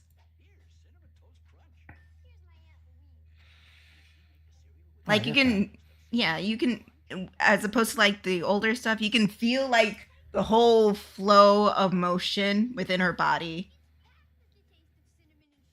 And nowadays it just snaps into the end pose instead of easing into the end pose. 100%. And I think that principle of easing in and easing out is sort of getting lost with newer animations. They're doing what was done back in like the early 70s animations, and I'm talking like Hanna-Barbera. Because if you guys ever watch like older Scooby-Doo, you'll notice that what they'll do is they'll freeze frame unimportant people and focus on just keyframes for the rest of the people, right? Like the thing isn't fluid, but it's like it gets the job across of portraying motion, right? Because they'll have like that one like canned animation for walking, and then they'll just have the backdrop just fucking looping forever as they walk and talk. And like a lot of shows started doing stuff like that where it's like, yeah, some of the animations are automated. And what they're really focusing on is just getting the idea across. And they're not so much focused on how it's being animated. It's like, okay, yeah, really fast, really snappy. Because like we need to get this one thing across. And that's all we can do. Yeah, and it's like at the end of like each animation or each sequence of motion, they do this thing where instead of like soft like easing into the pose, they do this like this weird up and down where, and that's supposed to be like them easing into the pose. Yeah. Like, if I had the patience to do animation, I would, but I don't. I mean, animating, not like, but you know what I mean. Like, say for example, a person turning their head to look at something curiously. Like in older, you would have the squish of the face, and then the stretch as they go to arc into the turn. And, you know, say they put their finger to their chin and they would easily settle into that pose. As opposed to nowadays where it's more like it's faster. Like pop into the squish, pop it out, pop out to the stretch, go into the arc, and then stop while everything else just pop, like does this little pop in place. If that makes sense. I know these animation like visual type terms can get people lost. It's one of those things where it's like we really, really need like a actual example to Yeah. explain it, but it's so hard to do. Yeah. Because copyright. Yeah. Takes a Really long trying not time. to get in trouble. It takes a long time, but like I said, it's like the example I said with The Simpsons. Like how in the opening in the opening sequence with Marge, you can see like her squishing and stretching into the pose and easing into it. Yeah. As opposed to nowadays where it's just a quick turn and pop. And I'm not saying it's because of the digital age. Because it is possible to do that fluidity on the computer. It's just computers have a lot of shortcuts, and those shortcuts are nice and gets things like some scenes in Invincible. Yeah, kinda. Well, again, those shortcuts can bleed into like how the animation looks.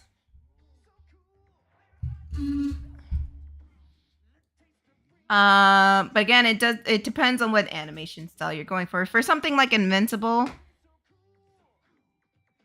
it's already had, and it's going for more of an anime type style. So I can understand doing more limited animation with that.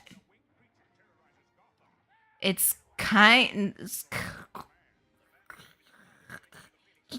Back. Sorry. Hi. I'm back. Someone brought up Invincible, and I said, it's understandable why their animation style is more limited because all the budget's got to go to the fight scene. Yeah. And I compared it to like some anime, because that's essentially what they're going for. And a lot, they can't really afford to like keep the characters like bouncing and moving like The Simpsons. So it all depends on what you're dealing with. Yeah. Then again, we got to show like Avatar that has those little subtleties to it. It's not much, but it is there. And, you know, you can argue, okay, the first season was kind of stiff, but as it went on, you can see more. They got less afraid of being they got less afraid of being off model. Yes. And being off model isn't bad in motion. Because how can you exaggerate things if everything's in model? No, things need to squash, things need to stretch, things need to blow up like a balloon, things need to deflate like a balloon. Yeah. That's just how it is. But of course you can get cases, unfortunately, like Steven Universe, where no one knows what the proportions are. Yeah. And I'm not. It's just because borders and revisionists aren't, how do I explain this? It's not like Ren and Stimpy where fucking John Kay was a goddamn lunatic. I mean, he was a lunatic in general, but he was a lunatic saying, I don't want to draw the same face twice. If I see the same face twice, I'm going to throw out the whole fucking episode. And that's why he got fucking fired, not the other stuff. Yeah.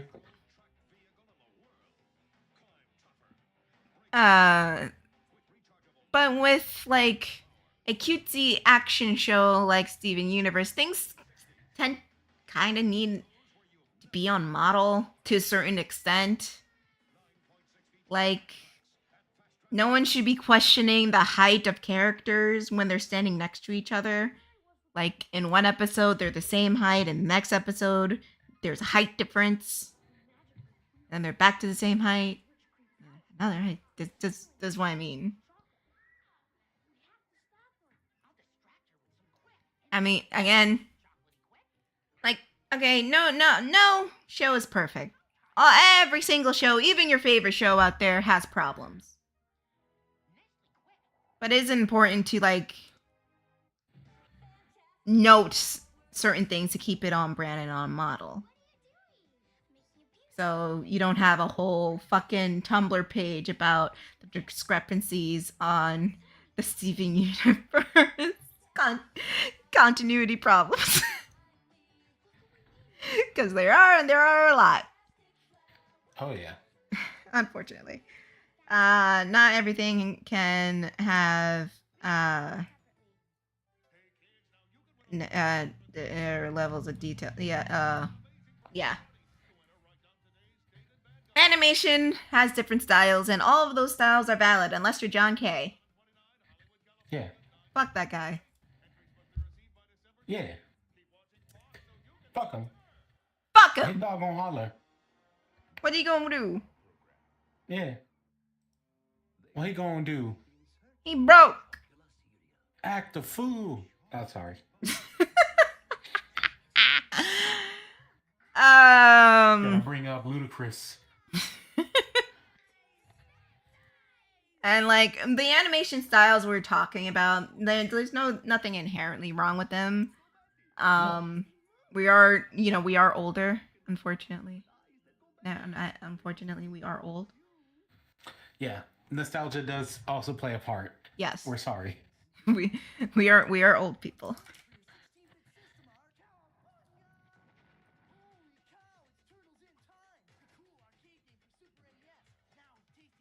Just making sure you can't hear that, right? Hear what? If it's your goddamn fan again, I can never hear your goddamn fan. No, I started playing Switch. Oh no, I can't hear it. Thank God, because it's on the TV, and I was like, damn, this ain't loud. Nah, you're good. If I can't hear your loud ass fucking... Do you know how many times I had my TV on in the background and none of y'all hear it? You're fine. Sure. And I don't have an advanced setup like you. That's fair. Anyways. Yeah, nostalgia is playing a part of things. I'm not gonna say all modern cartoons are bad, because no, they're not. They just value different things than we value. Yeah. And and that's all. And I was gonna say, and we are in a scope where we're not allowed to have original ideas anymore. Yeah. Hey, Gravity Falls is coming back after its story ended. Excuse me? What was that? Oh. Tiff, you wanna run that by me again? And Gravity Falls might be coming back. How? If there's a will, there's a way, because they want money and they don't want to put their money in shows like Primo. I know, but I'm more just like, how they get Alex to like say yes to that. So technically, they can do whatever they want with the property because it's not owned by Alex; it's owned by Disney. I mean, yeah, but like, I know, and Alex voiced like half the people in the show, including one of the main characters. No, exactly. That's why. So I'm like, I don't know how. Maybe he agreed because he saw the animation industry was shit. He's just like, okay, and they canceled his partner's show because they had gay people in it. I'm not joking. What is it? Owl House. Owl House was created by Alex Hirsch's partner. What's her name? Donna Terrence. And the two main characters were gay. And Disney was just like, oh, wait. Oh, ha, ha, ha. Well, we don't want them to be gay. Like, can't we make it more ambiguous? Nope, they're gay. Full ass kiss. Boom.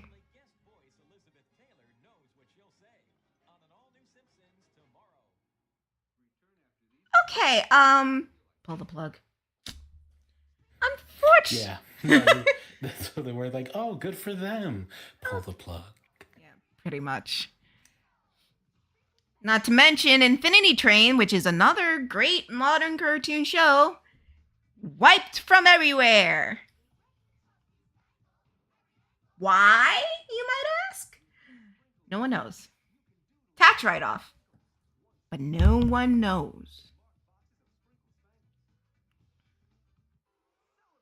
Damn.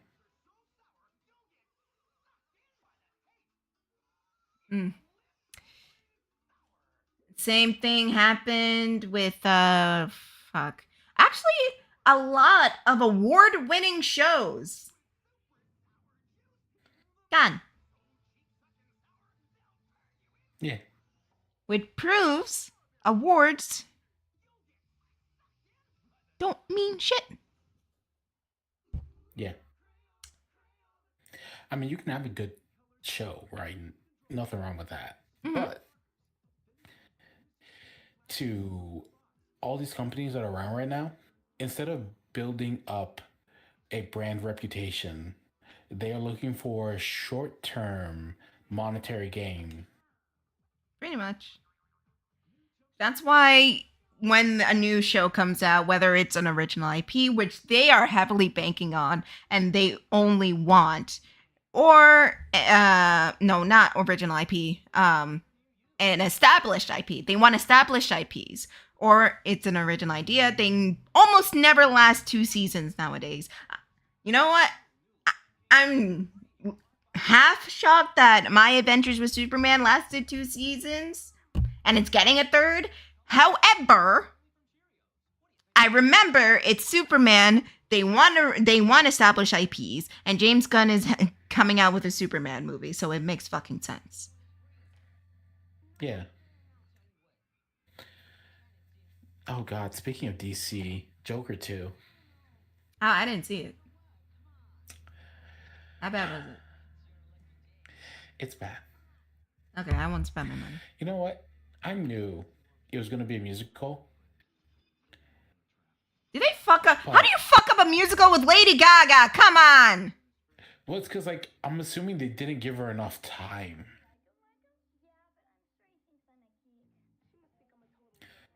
Bruh. Because the musical is like shit. Like, the musical aspect of it. And you know, when it comes to musicals, a bad musical, like, it's hard to sit through. Like, I walked out 20 minutes in. Ooh. I want to say it's like either 20 or 30. But I was like, I couldn't deal no more. It's not like I have a tolerance for bad movies, right? But like, usually I happen to like some trash things, right? Where it's like, oh wow, this is trash, but I'm having fun.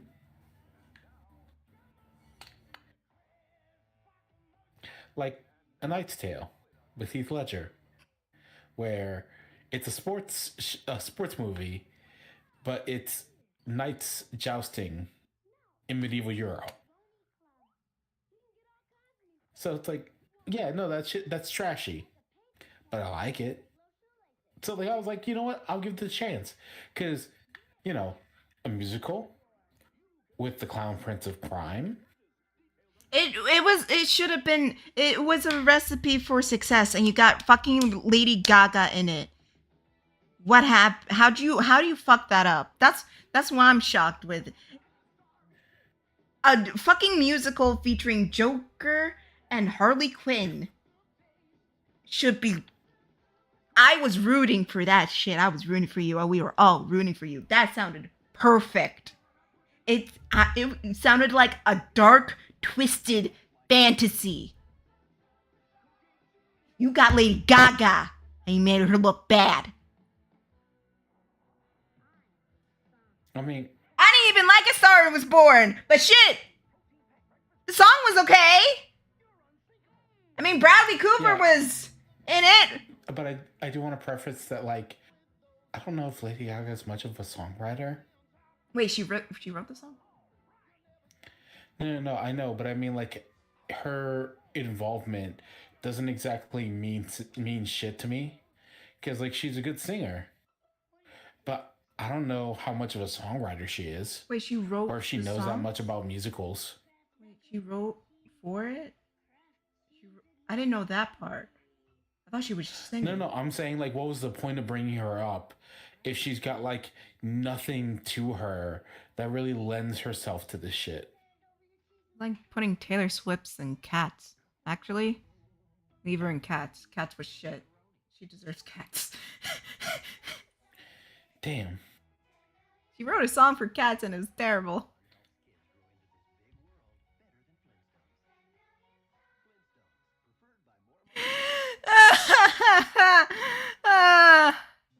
I don't know how you fuck up Cats either. Cats, it's just people telling the audience what type of cats. Actually, that's how you fuck up Cats. You make it a film. True. You know, not every popular thing needs to be a fucking movie. I have no hope for the Wicked movie. I don't care if the stars can sing. It looks terrible. It looks so bland and terrible. What the fuck happened? Why is everything so fucking desaturated and grayed out? It's like that thing of like, hey, sometimes things don't transfer over to the big screen. Mm-hmm.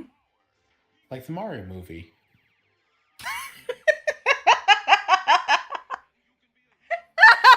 Yeah, I said it. Fight me.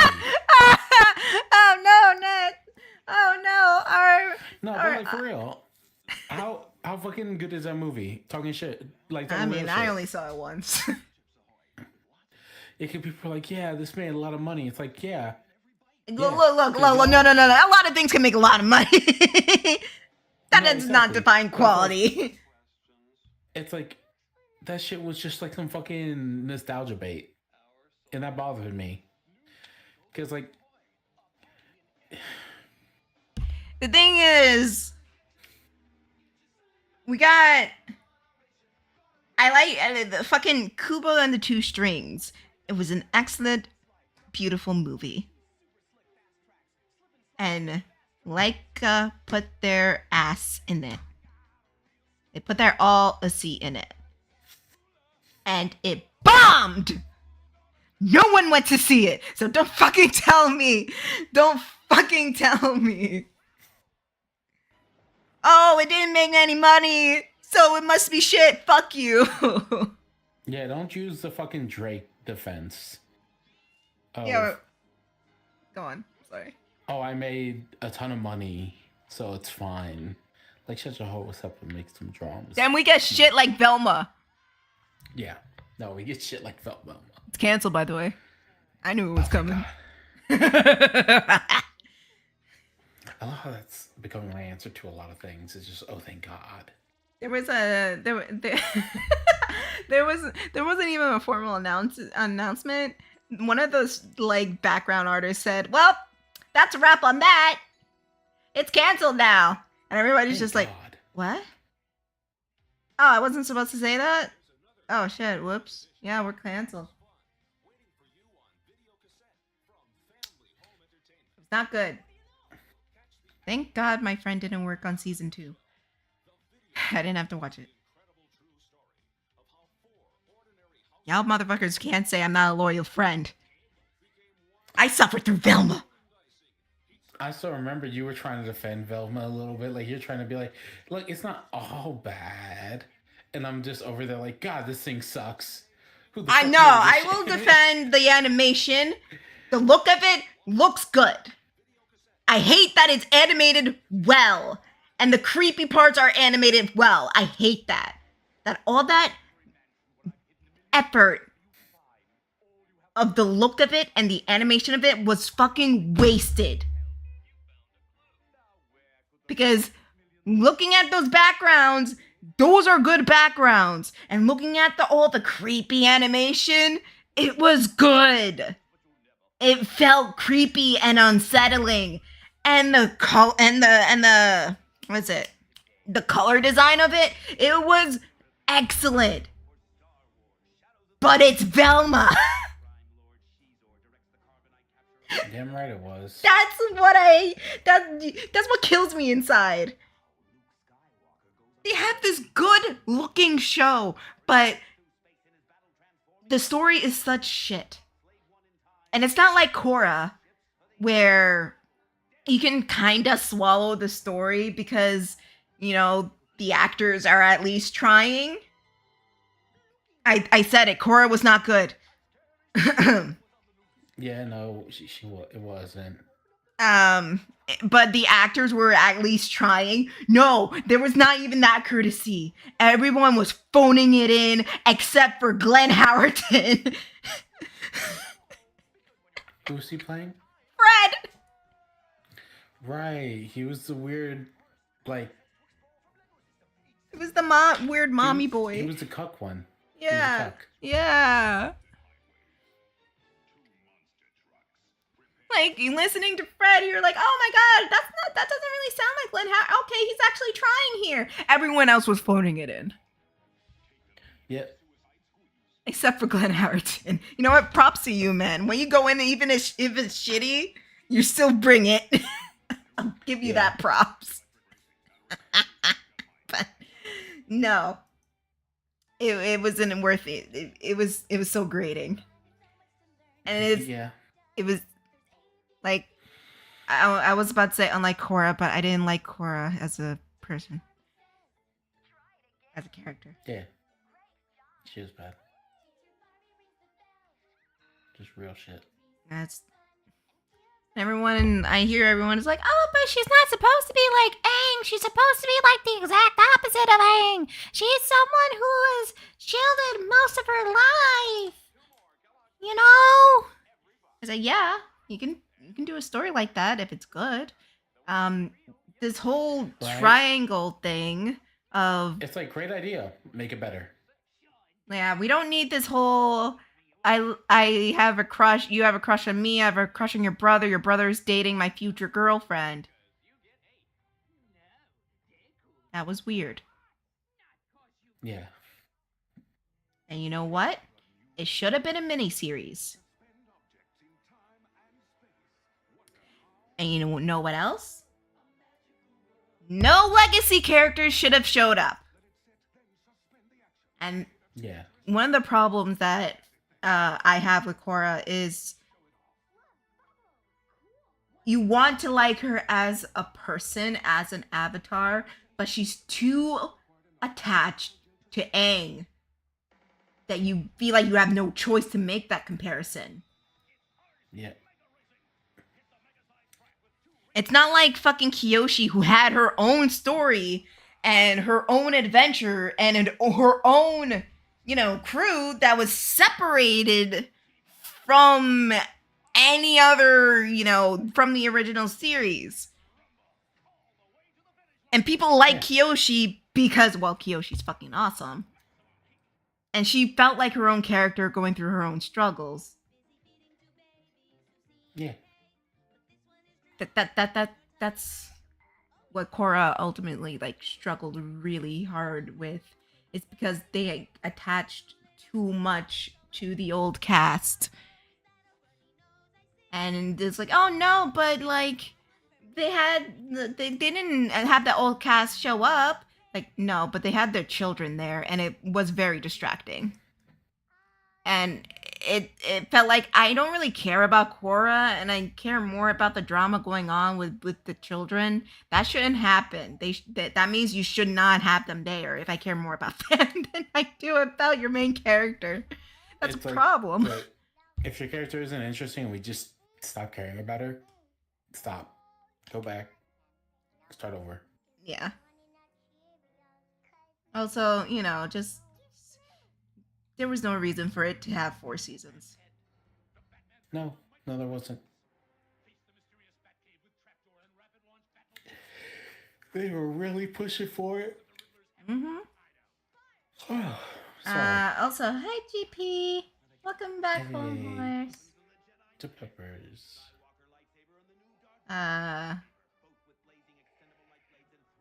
Sorry, I'm reading. No worries. I'm here playing Switch games. I mean, yeah, we're just hanging out down the street. The same old thing. They did last week. Oh, they canceled that 90s show. Yeah, I had a feeling. It wasn't exactly like great. There's another problem. I realized. Yeah.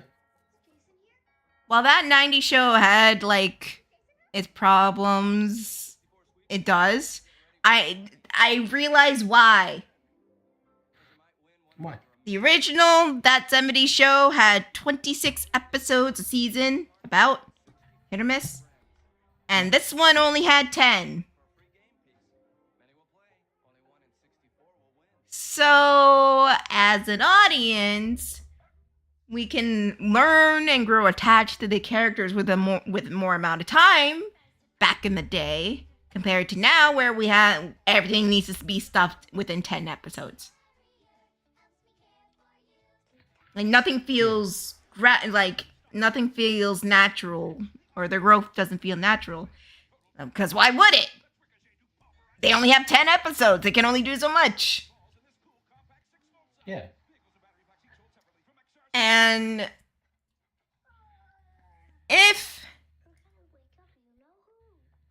I'm not saying like Netflix should order like 26 episodes, but I think it needed more episodes other than 10.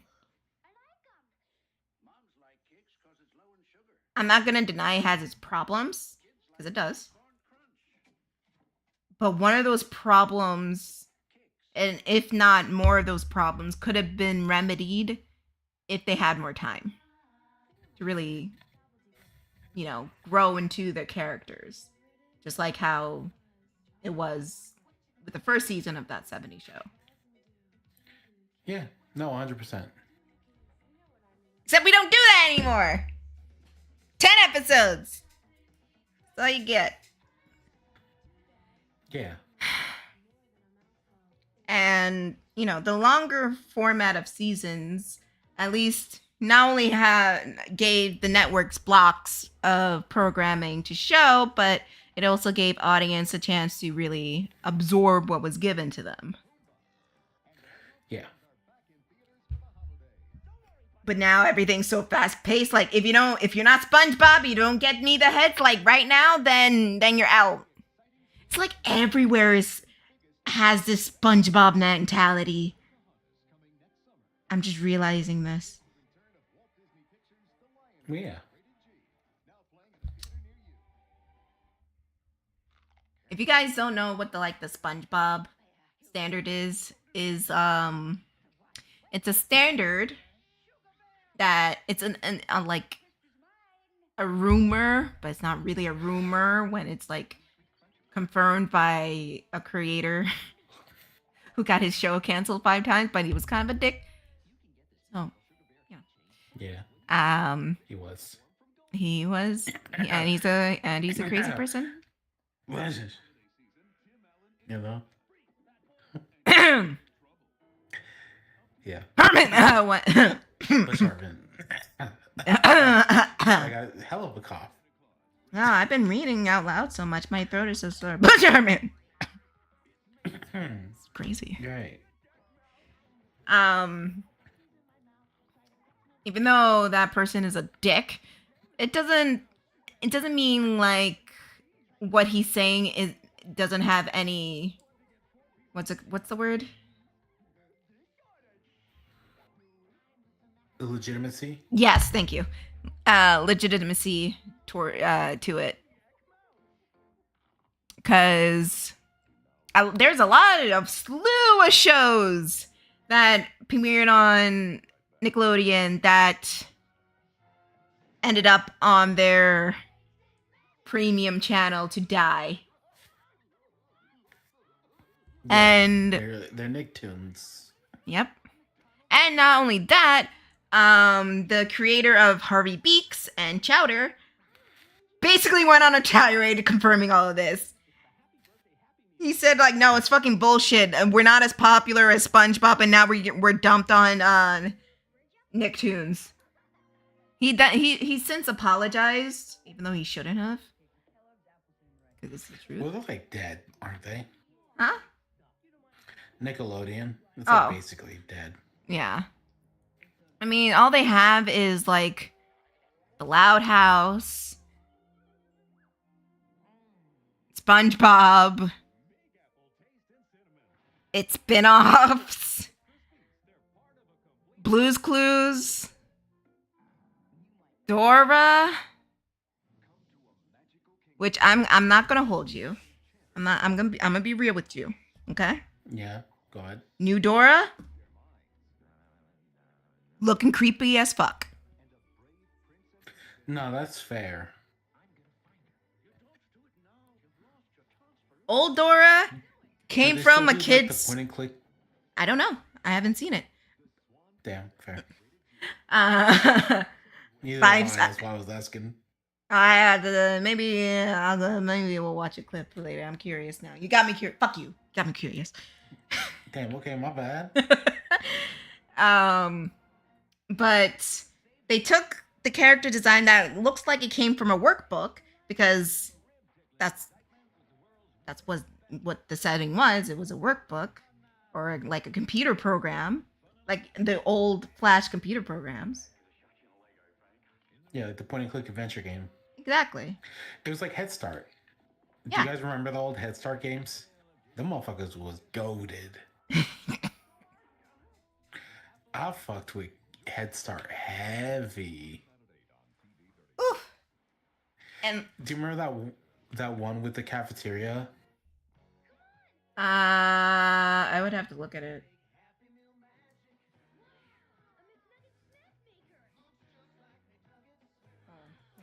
So essentially it was like, hey, they'd give you a fraction of what they wanted.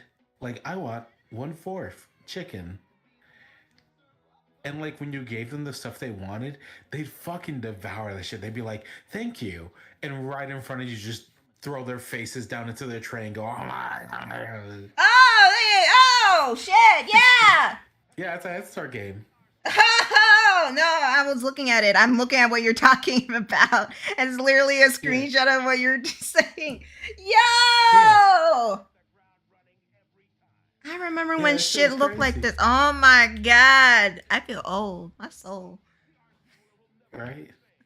But yeah. Honestly, you know what? What? My little brother, if he had those games growing up, he would have loved learning.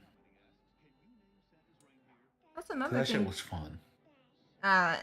Before I get into that subject, but yeah, they took that design and they put realism on it. They made it Cocomelon. It's Cocomelon.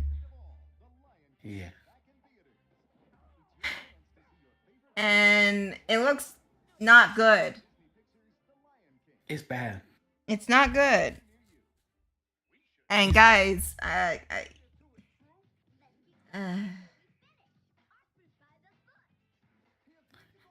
Hey, what was your favorite part of Tiff's stream? I like the part where they talk about animation for a really long For a long time. She's not nominated for a streamy.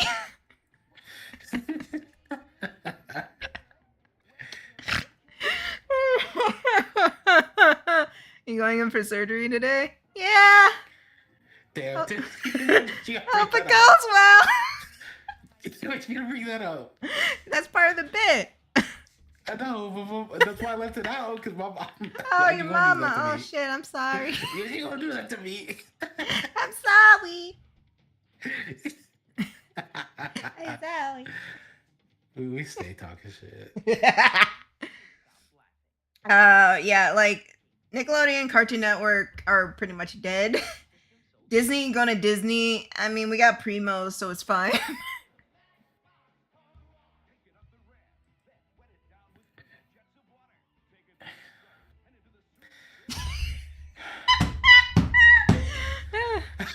Try to think of something nice to say about Primos. They got the composer from Hey Arnold. You're welcome. Thank you.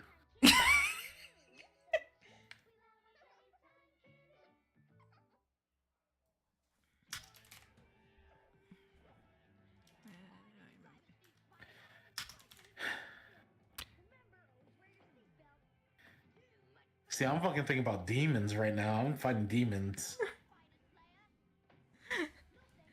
Is one of them named Tater? Yeah. I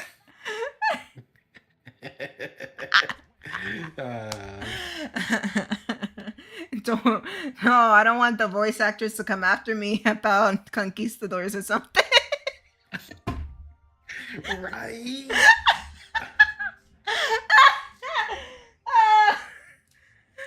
Here's my thing on this. I ain't gonna have somebody. I'm not gonna like gatekeep culture, because that's whole shit.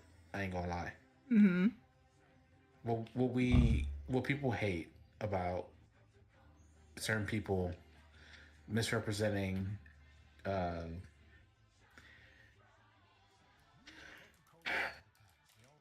we don't want Baba. Yeah, we don't want misrepresentation is a real thing, right? Cause let's be real. Who the fuck got mad at Robert Downey? Hold on. I'm gonna talk real right now. Who got mad at Robert Downey Jr. in Tropic Thunder? In Tropic Thunder. Yeah. Yeah. I can tell. I know. White people. I mean, maybe, but like, the real shit about that was that like, he did not fuck up that portrayal. Cause he could have. He really could have. But he didn't. Plus, it was the whole joke. Like, that was the joke, people. That was the joke. They were making fun of people doing that. It was not to be taken seriously. It was a joke. No, exactly. So, the fact that we have to spell this out is really, media literacy is truly dead.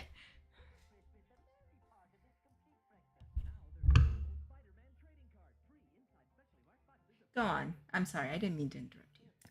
Well, I was actually going to bring up that one scene where he's talking to that. Because it's so dumb. But, like, do you remember the part where, like, the dude's freaking out and he fucking pins him down and tells him, hey, shut your ass up. You ain't. It was like so dumb. But, like, he has to do pin down and he goes and gives him a history lesson. He fucking puts him on game. You know what I'm talking about, right? Yeah. Sorry, I was editing. But yes, I know what you're talking about.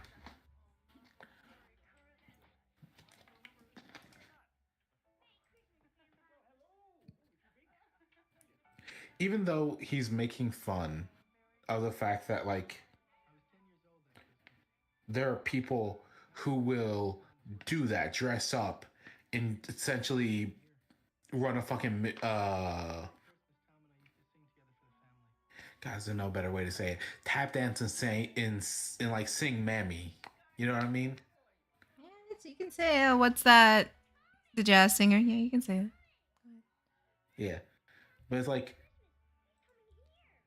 what? God, it's such a hard thing to talk about.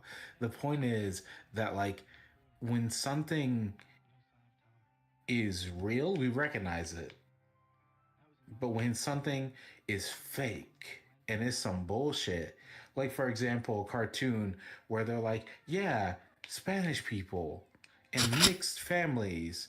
And then what they do is they make all the kids of Spanish descent dirty and ugly. And they make them the point of conflict. And named one after a little. And Ooh-ha. named 2 of them after pussy. It was 2 of them? No, it was 2. Oh, shit. No, that was the funny thing is that, like, oh my God. Nobody realized that it was 2 of them. Oh my God. That's hilarious. And they only changed to 1. Oh, that show's getting so canceled. Oh. Oh. And it was so dumb. And it's like, yeah, no, we're not making fun of them. We're talking about our own life experiences. And it's like, bitch, ain't no fucking way you gonna talk like that's real. Because what that is you are purposefully going up and being like, yeah, isn't this culture ugly? Why do we care about it? And then I be know, like, yeah, no, but this it's is a about my perspective. culture. Yeah, my culture is my perspective. This is how I viewed it. So you viewed your culture as ugly and you were ashamed of it? Right? And it's like, that is 100% on that person, right? It's like, bro, if you were that fucked up, that's on you. That's a you problem. Mm-hmm.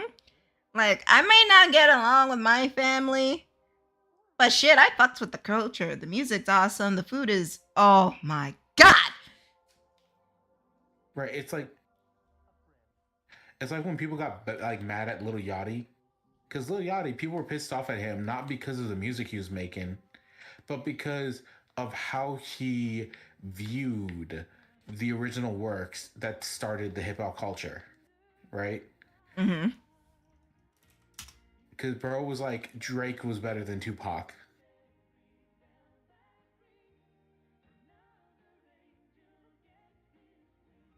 Who said that? Lil Yachty. Oh, okay, I see. Don't you remember, like, what was his name? Joe Budden, like, put him on blast when that shit came down. Not to say that is worth anything, because guys, he's just as much a hack. I'll be real. Bro has like one song that charted, and like when he was solo, and it's from the fucking Fast and Furious soundtrack.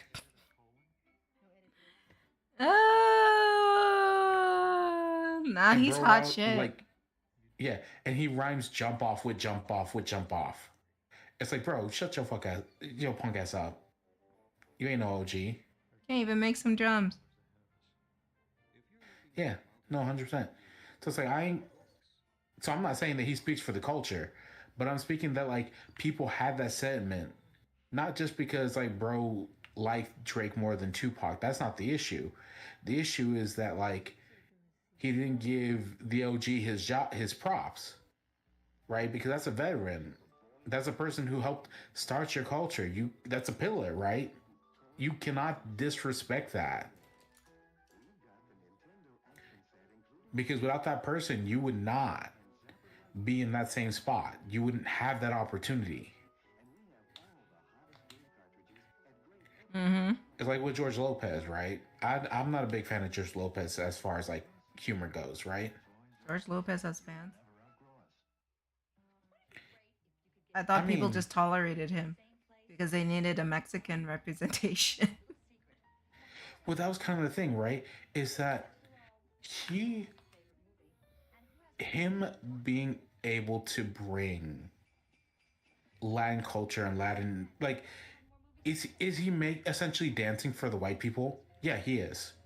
But he's doing that because it helps normalize us to the culture, right? Because then you can have people who are like that are Latino that are comedians instead of comedians who are Latino. You know what I mean? Mm-hmm. Where like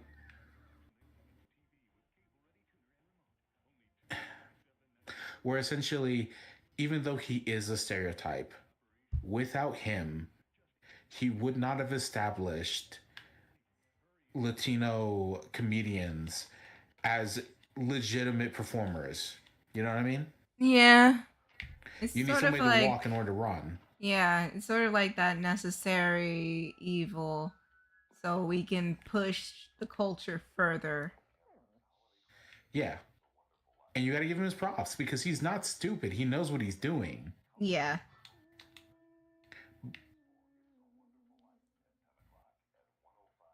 It's one of those things, you know. It's like, does it suck?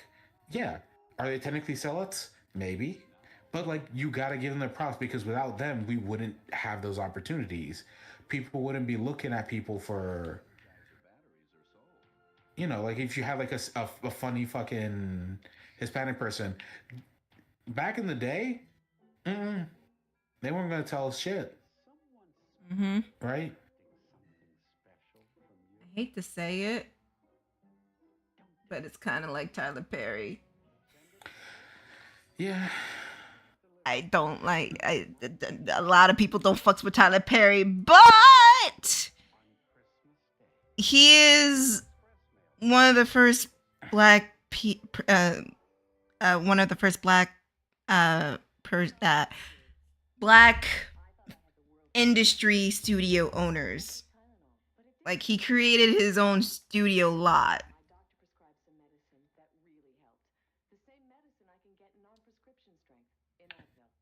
Even though it's like, it's very clear he hates black women. There, I said it. You're right. Like he has his problems, but like we can't deny what he's done to give people opportunities. Mm-hmm. I mean, I don't know, I'm just saying. It's like such a gray area because there's people who you can tell are very much aren't of the culture, but they do so much for it that you have to give them that respect. Because without them, you know, there are a lot of stuff that we wouldn't have as far as opportunities. Yeah.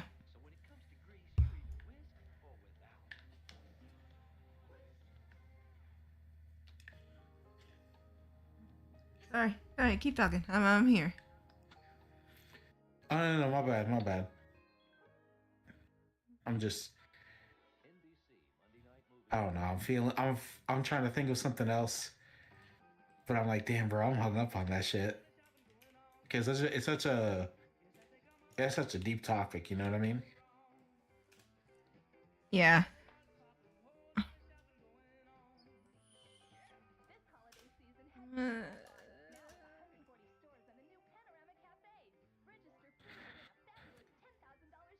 Nat, how would you describe like stationery that's like? Actually, I just found the word tailor made. Haha.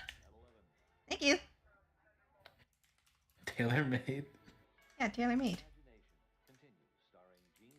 Like something specific to you. I promised myself I would stop making Kendrick Lamar jokes. Can you fucking? Or referencing. Can you fucking sit down?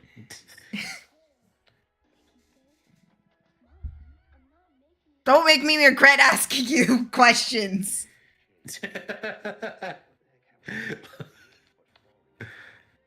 All right, you're right. Tailor made the golf brand. I'm JP, you're great. JP, we love you so much. Yeah.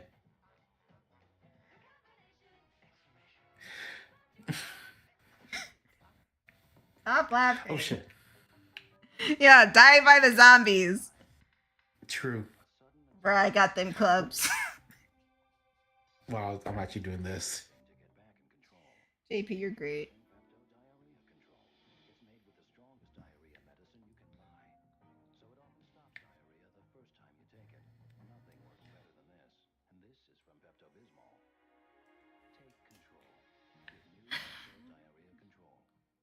Norelco says don't shave your legs, baby them. With Norelco's incredibly close, comfortable shave that leaves you baby smooth, baby soft. Oopsie daisy. Yeah. Oopsie oopsie oopsie. Oh, look at that. Nuts on camera. Look at his floofy hair. Floof, floof, floof. I'm not on camera though. Shh. The audience doesn't know that. What do you mean? Tiff, I told you to take the cameras out. When I mean... Like, I mean, the worst part is that you fucking shot me because I've been at a haircut in so long that my hair's legit full on. Do you remember? God, I can't believe I'm going to be making this fucking reference because I hate referencing Cosby. But what was his son's name? Shit, I don't remember. I think it was like Theo. Oh, from the Cosby Show. Yeah, Theo. Yeah. I look like I have his haircut right now, except it's not like cut off at the sides. Like it keeps going. It's the Energizer Bunny growing in your hair. It just keeps going and going. Yeah. Ooh. Ah, maybe you can rock it. Maybe you can make it work. Maybe.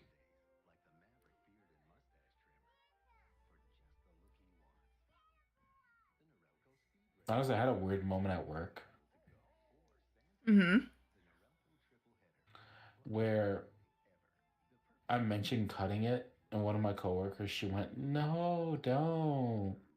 I was like, "What the fuck do you mean? It's out of control." She's like, "Yeah, but like that's all we've ever seen you with."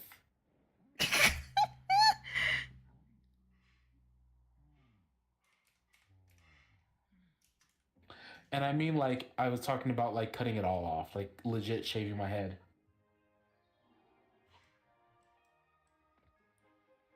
Damn, bro. You don't want to be a vagabond? I mean, normally the answer is I don't mind, but you know, Because that's what people like. That's what people in my culture called like, especially if you have dreads or or men if men have dreads or locks. If men have locks or long hair, they're called vagabonds. no, I know. It's the same thing. It's just different pronunciation, honestly. Oh, fair. Because if you have the same thing, it's a vagabundo. You don't want to be a vagabundo? You know, I don't, because my mom was yelling at me about that. She was like, "I will cut your hair in this hospital if I need to." No mama wants their child to be a vagabond. No, exactly. My mom's giving me some heat about it. She's like, "Ain't no way."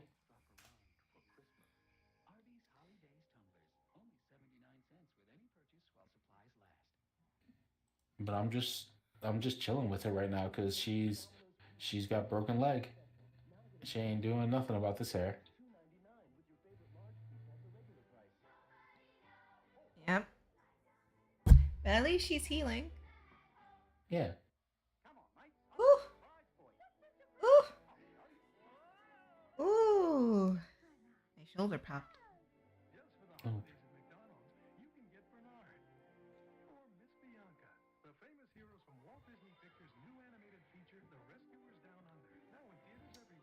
Man.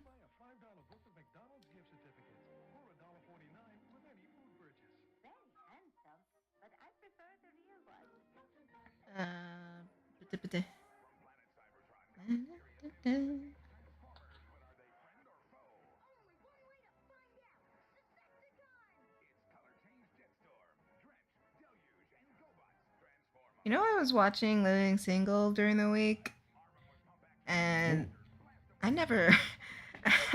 that shit is so funny. Fuck you, friends. Fuck you. Fuck your coffee house. Fuck your dual apartments. Fuck you, Ross and Rachel. Nah, give me Max and Kyle. Shit. At least they have personalities. Who am I kidding? Ross was a psychopath.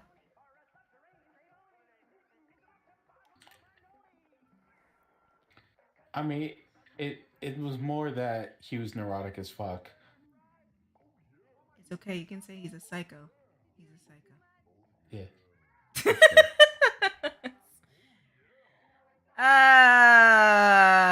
I mean, David Schwimmer is not much of an actor, to be honest.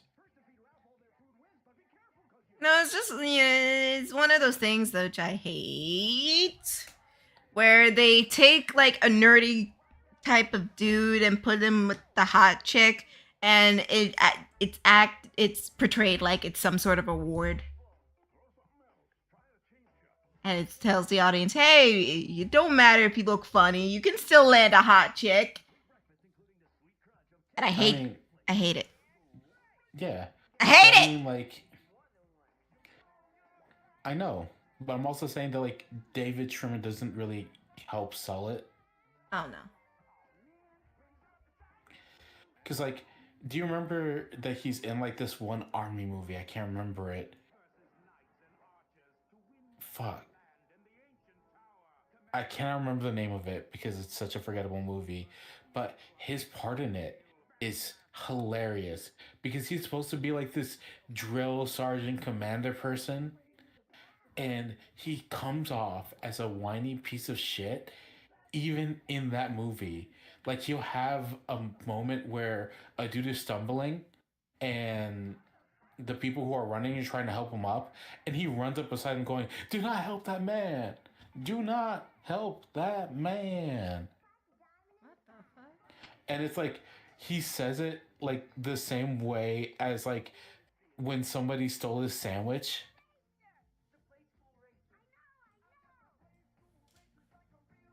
Wait, repeat the last And it's part? really bad. What about the sandwich? What about the sandwich? Damn. No, it's fine. No worries. What do you mean? Dude! I'm sorry! I'm sorry that I really want to edit this fucking thing! I'm just having to laugh. Don't worry. Chill. I'm gonna fucking... Have you seen that one army movie with David Schwimmer in it? Yeah, I heard. Like, he was so fucking awkward and he was like flopping about and fucking... Yeah, so do you remember that one episode of Friends where somebody steals that turkey sandwich? Oh, the moist maker. Yeah, the moist maker. And like, he's like, they stole my sandwich. Like, the same way where he gets frustrated about it is the same way he says, do not help that man. And it's just, you can tell bro couldn't act.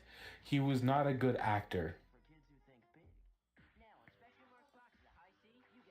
Oh no! Didn't he play a president? He plays a giraffe in Madagascar. At least, I mean, he's fine there. I mean, he's not really acting in that one either, is he? No. I think the animation helps his acting. So there's that. I swear there was a movie he played a president. And he looked so bored. I'm sure you're right. I just have honestly forgotten the movies that he's done because he goes in, he goes through one ear and out the other a lot of times because like he's not compelling. No.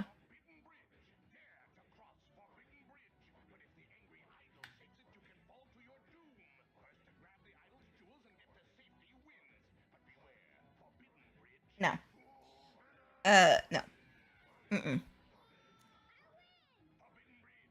Damn. But yeah, he's not good. Bro could never act. I'm sorry. Don't be sorry. I feel like I should be a little bit sorry for him because I'm just like, damn, bro. He trying his best.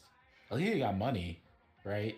I mean, sadly, Friends overplays everywhere. It's like the entire Nick and Knight lineup. So he's getting his residuals. Fair enough. Honestly, all of them can just sit back and like not act anymore because of how much Friends replay.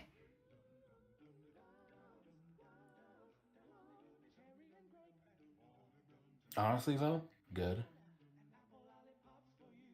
But that's on network television. Streaming's a whole different thing. But then again, fuck them.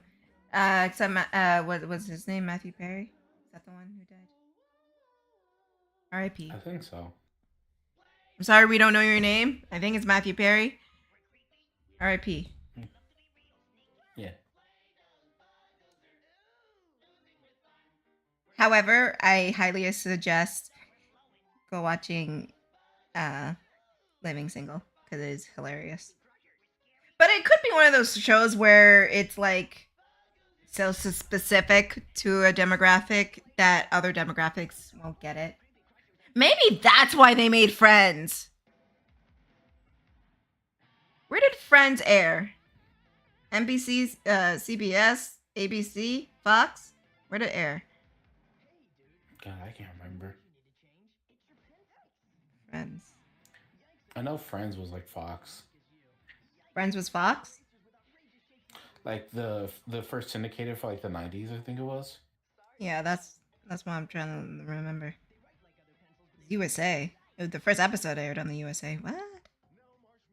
Yeah. Oh, where was I think it's like sold it like for syndication, you know, because ABC, JP says. No, I don't think it was ABC. It's NBC. NBC. Fuck you, NBC. Fuck you. I think Living Single was on Fox.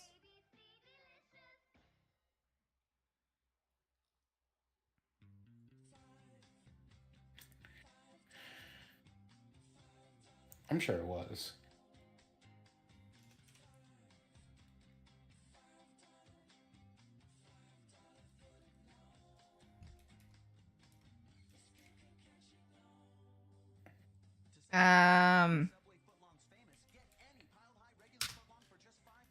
Sorry. Starting to get a headache. No, you're fine.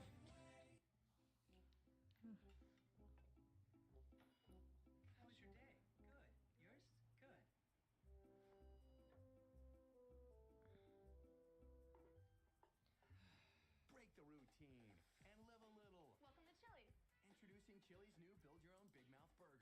Handcrafted with your choice of over 20 unique toppings. You pick it, we build it. Build your own Big Mouth Burger. New at Chili's. Come on, live a little. Too bad she dumped you. She didn't dump me, we're just sticking a break. Right, that's good. Can't believe you locked this thing, man. Let's roll. Wait, what? I'm driving. Hey, Casey?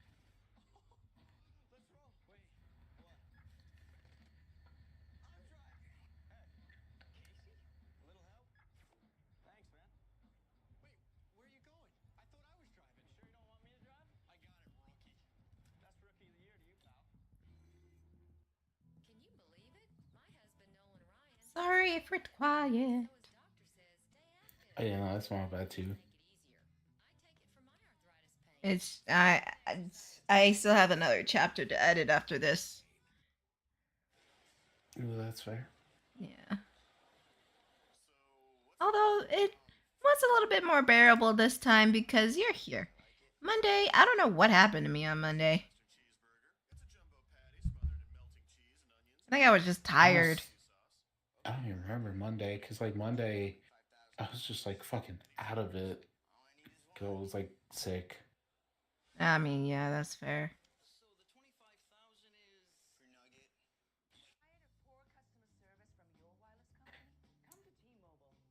Kind of like right now, I'm out of it. Holy shit, I'm like dissociating.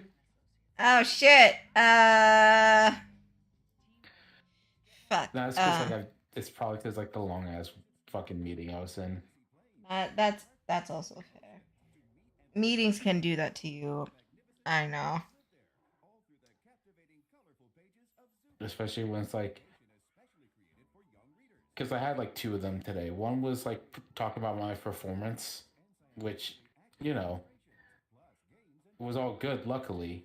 But like then the meeting right after was like a safety meeting regarding new procedures in the lab. Uh-huh. So the entire time I was like 2 hours of just sitting there. Oh, 2 hours. It felt like I was in a college class. I remember fucking being in a meeting for 2 hours watching someone play test a game. Not even play test the game we were making. Just playing a game. And like the fucking dude was just like, okay, I'm gonna ask some questions and be sure to take notes. He didn't ask shit, and no one was saying anything, and we were just watching this woman play a game. And then I just piped in and it's just like, okay, I'll ask the questions then. Fuck. So fucking useless and boring. Honestly, that's that one thing that I wish people would like. It's the one thing that kind of gets me is that like I've been in those meetings where like they're trying to like betray to you like, hey, here's a mechanic from a game that I like and I want us to adapt to our game. Mm-hmm. But then like they fucking fumble. Mm-hmm. And it's like, okay, great. You've lost the plot. You're just playing the game. Whoa. Just like, what do we do?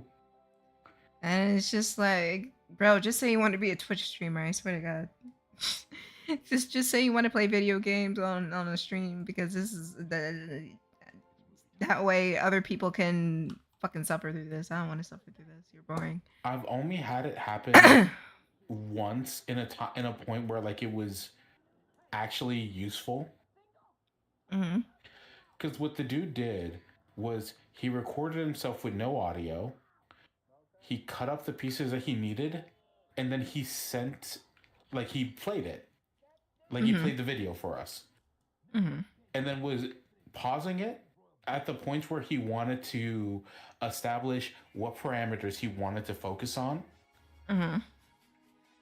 So he was like, okay, here, look. So you see this burst of motion. So we want this. Either it's going to be a dash or a running animation, but we want it to last for this many grid spaces because our levels are going to be this many grid spaces long. And it's like, okay, yeah, no, I understand.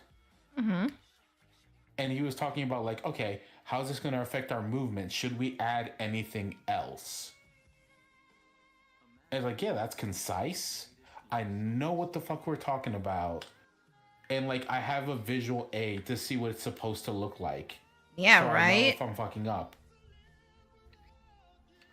And let me tell you, those fucking visual aids make it helps a lot. It's a world of difference. Exactly! Because you can actually see the vision and you can act accordingly. Instead of some asshole saying like, I want this. Okay, what do you want about, like, what do you want in it? How do you want in it? Like, I don't know, you figure it out. It's just like, okay, I want this. That. fuck, I hate dude. that you figure it out. Because it's like, bro, no, we're here because we're working for you. We're getting paid by you. So you decide. If we feel we have a better way of doing it, we'll come to you about that. Make no mistake. But ain't no way we about to fucking play this kind of bullshit of like, I want you to design game aspects for us. Because no, as soon as we bring it up, it becomes your property. It becomes part of your IP. And we're better off just saying, fuck that shit. And just doing it ourselves.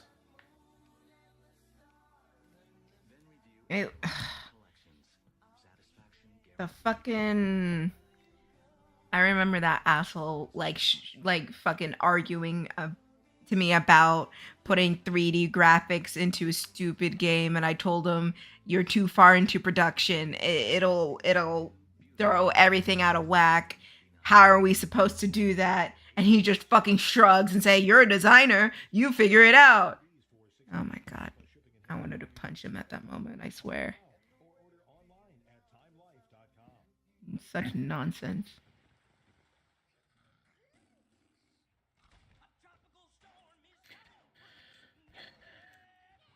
No, I though, I got you on that.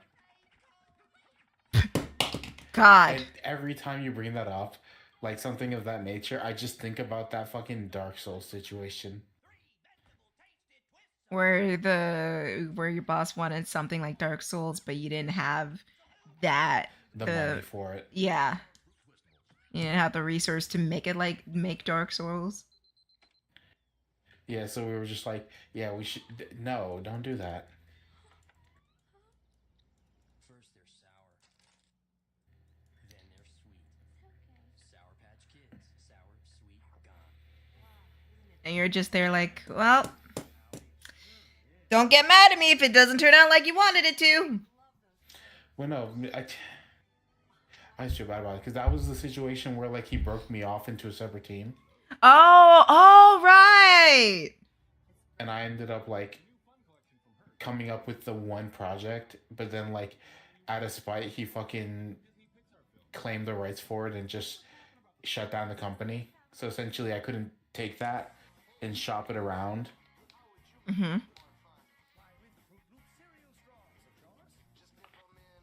Because, like, we were almost finished. Mm-hmm. And he was like, you know, of course he's not going to want us to, like, keep going. Did I tell you about, like, bro, the first broski, tech bro, crypto bro, fucking told me... Crack addict? Huh? The crack addict one? Yeah, the crackhead. He gave me a week to make graphics for a game, because God damn. He got into a squabble with one of his investors and one of his, like, basically one of his clients, and he wanted to prove something. So he told me, you have a week to do this. I don't care. No, he said to me, I don't care if you make stick figures.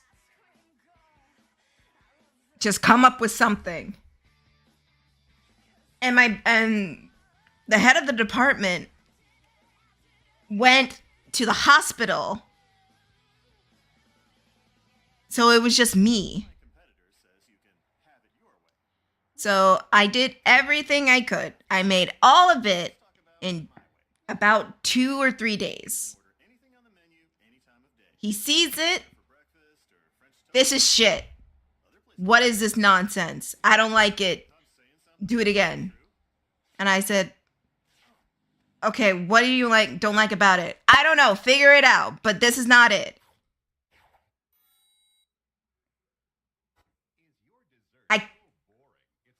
You only gave me a week to do this. I kind of need to know what's wrong with it. Like, this stuff needs to get to the programmers, dude. Like you have to tell me.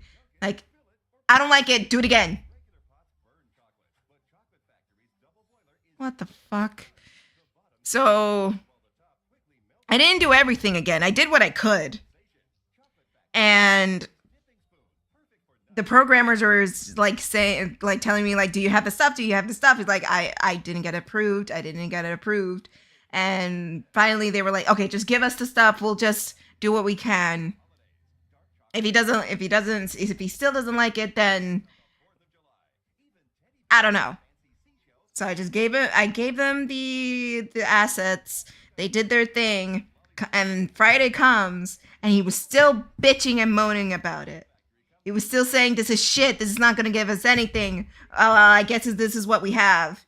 And I was so irritated. I clocked out early. And he comes to me saying, hey, you clocked out for the day? I said, yep. See you on Monday.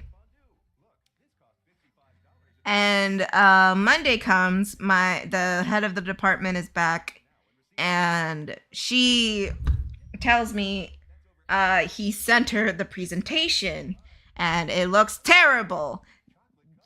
Everything within it is just all over the place. So we spent all morning working on his presentation, making sure everything's, on the up and up. And we saw there were some graphics missing, and he's the only one who has it.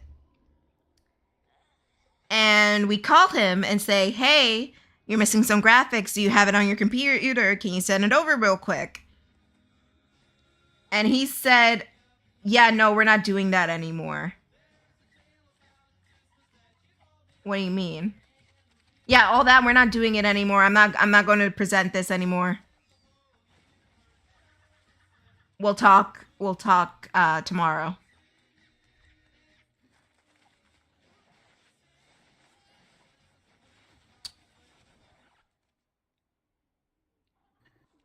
And then we had a meeting with the programmers, and the programmers were wondering what was happening, and we had to tell him, like, he's not going to do it anymore. He just decided against it. He's not going to do anything. Like, what does that mean for us? Like, we don't know. Unsure. So the programmers just like say, okay, we're calling it quits. We're leaving. And we get to the meeting with him, and he's like trying to tell the sob story, and the lead of my department was giving him such shit. And he was just like, don't be mean to me. I didn't know, blah, blah, blah. And I said, yo, can we stop? Like, all of this is not helping whatsoever in the situation right now, because we don't know what the fuck we're doing. And he was just over there like, yeah, don't be mean to me. And I glared at him, and I said, no, I mean you. She's right in telling you off. We don't know what we're doing here. What are we supposed to be doing? And he was just like, oh my god, I'm so stressed. I have we can't do this right now. And then we didn't hear from him after that. Plus, he didn't pay us.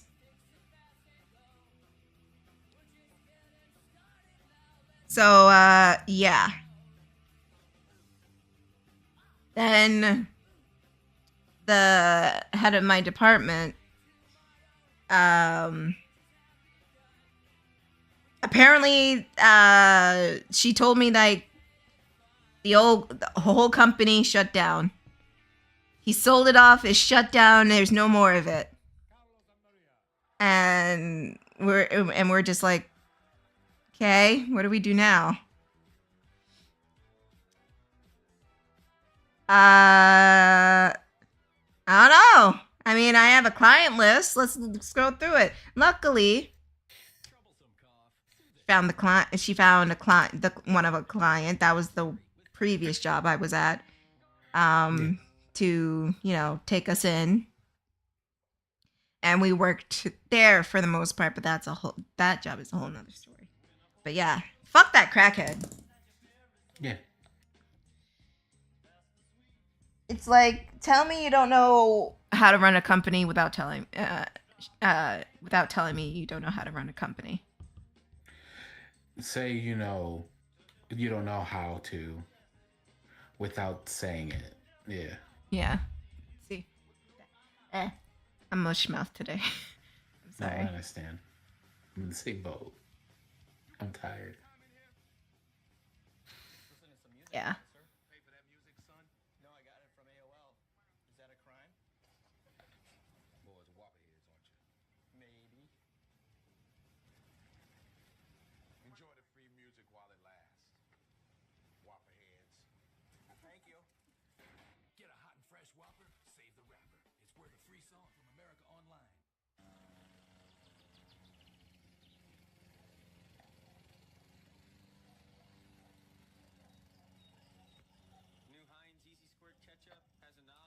All right, I'm going to turn that off because I know if I don't, I'm going to be absolutely distracted. Silly. Right? Oh, shit. What? Got an update? Oh, I do. Okay. That's another chapter done. Huh? Tell me what later. No. I said that my computer updated and it told me that it needs to restart, but it won't do right now. Oh, okay. Cool. It's like, hey, just just let you know we need to update, but we won't do it right now, but just let you know. Because we care about you. You know what? I fucking love how much nicer Ubuntu is. Because, oh, you know what? Fucking, I know what's wrong with me. 1 second. I have the live monitor on and it's like fucking up how I'm speaking because I can't speak as fast when I'm hearing myself. I keep interrupting myself in the fucking Anyway, I love the fact that Ubuntu does not force me to update. It simply downloads it. And then once it's like ready, it's like, okay, you're all set. If you want to, restart right now. Or if not, do it whenever you feel like it. And it'll be ready to go the next time. They're not like immediately forcing me and they tell me what's in the updates. And it's like, yes, this is what I wanted, right? Transparency. I know what the fuck is going on. I know what I'm doing. And my games run faster, which is like, that's like the biggest deal that I had. Hooray! Yeah. We love it when our games run fast. Yeah. Oh, my legs. Ooh, my legs are so sore. Also, great thing about this thing, it has a free CAD software that comes with it. Oh, shit, really? Yeah. That is. Look at you, Mr. Fancy Pants Rich McGee over here. It was free. All of it was free. See? All of it was... I'm not watching right now. Hold on. Oh, shit! Look at that! Yeah. Ooh, Fancy Pants Rich McGee over here. Fuck you. Spelling bee, yeah.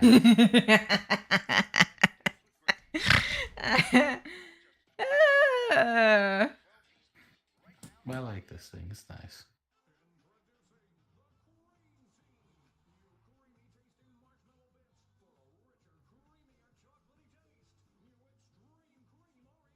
Sorry, I was reading through. No worries. I'm going to turn off my TV. Because I've got the monitor and the TV finally hooked up, so I don't have to choose between one or the other. And now I'm going to look into getting audio on Discord screen share. Ooh, you I love your funny words, Magic Man. Yeah.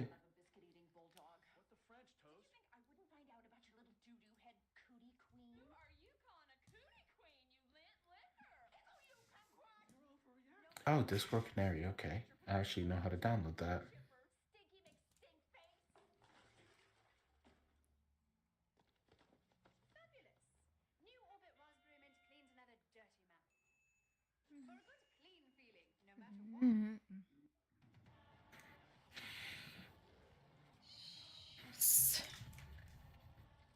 I'll be right back. Yeah. Take your time. I'm really gonna probably go quiet right now. Because this is the last chapter I need to do. And then I'll take a break for us a few. And then start writing the next chapter.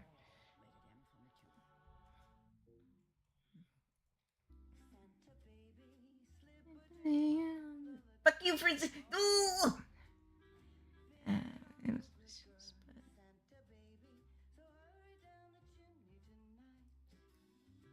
It was nice eating one.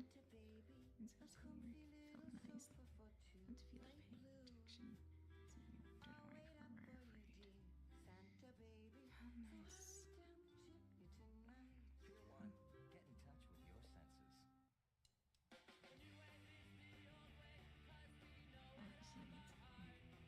Well, for a while, she's just going.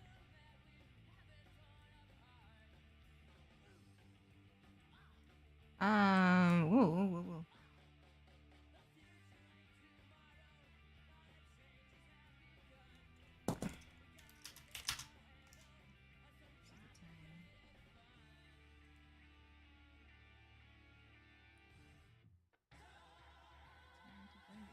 Person. I never thought about it.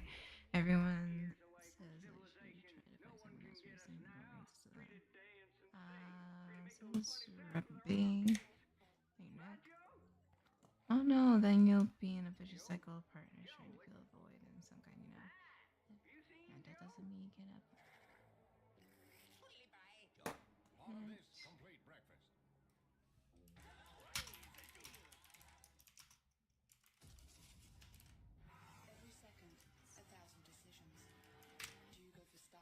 That doesn't mean you can feel it. Sure about her own plans and expected every time she appropriate. However, just lets out a soft chuckle. Maybe strange coolness in the air with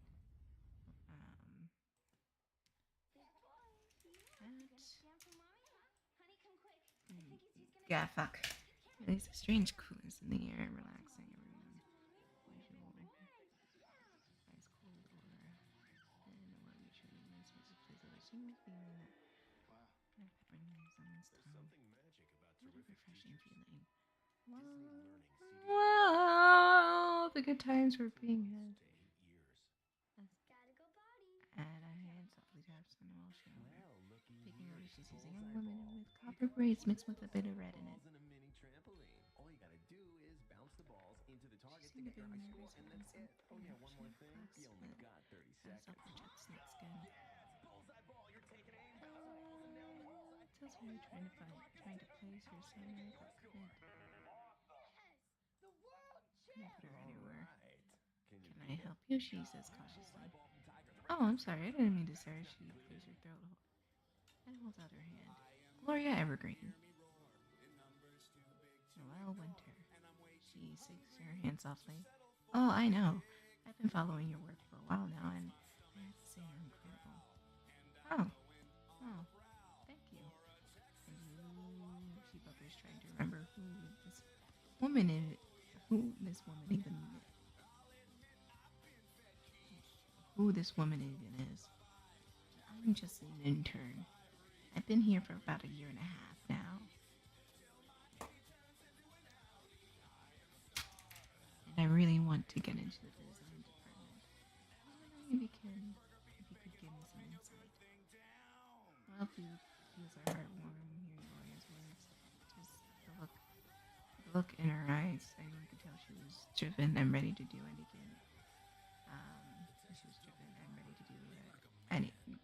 ready to do anything. Hello. Hi. I'm back. I also just want to say, damn, you really hit her with the who is this bitch? Shut up, bro. I stay on my bullshit. Yeah, you do. How's the writing going? Pretty good. I'm editing chapter 16. I am on chapter 17. And if I keep going at this pace, I should complete it by next week. Yeah. Clap. You're supposed to clap. These are my hands, YouTube. These are my hands. Now, Ned, I said clap with your hands, not with... Never mind. These are my hands. Don't you put me there. You're welcome.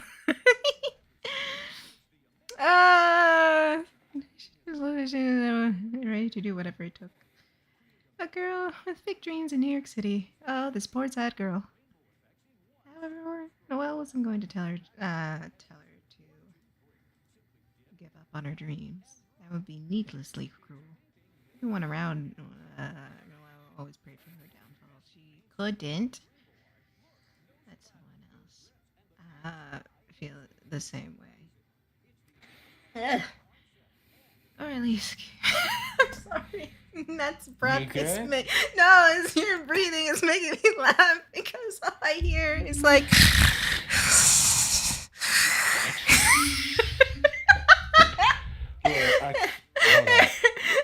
Let me see if I can fix it. No, you're good. It was just funny. It was making me laugh. It's like having someone over my shoulder breathing. You're just there like, okay. Fuck. Okay. No, I am going to change it. My bad. No, you're good, bro. You're good. Nah, we good. Don't worry. So at least give her a nice little reality check. Gentle reality check. Look, she begins finding her own words. Things are going to be hard and thankless a lot of the time. But if you know you have a talent, then someone will see it and give you a chance. Wow. Gloria's eyes glitter. Wow. Shut up, horse! Damn. He knows what he did. I didn't think he did. Damn. Hit him with the real shit, huh? What now? What now? What you gonna do? What you gonna do? What you gonna do? Damn. What you gonna do? What you gonna do, horse? I'll say what you gonna do. Nothing. Dang. I wasn't gonna say that. How you gonna hit him with a nothing? Nothing. Nothing.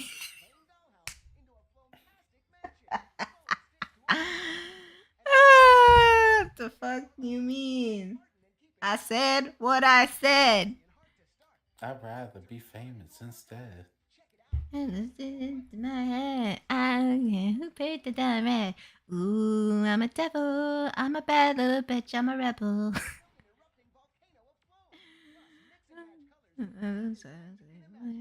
Special kiss? Because she likes to take credit for other people's work. Oh, I know. He says. Miss Day tends to go over to where the interns sit and has some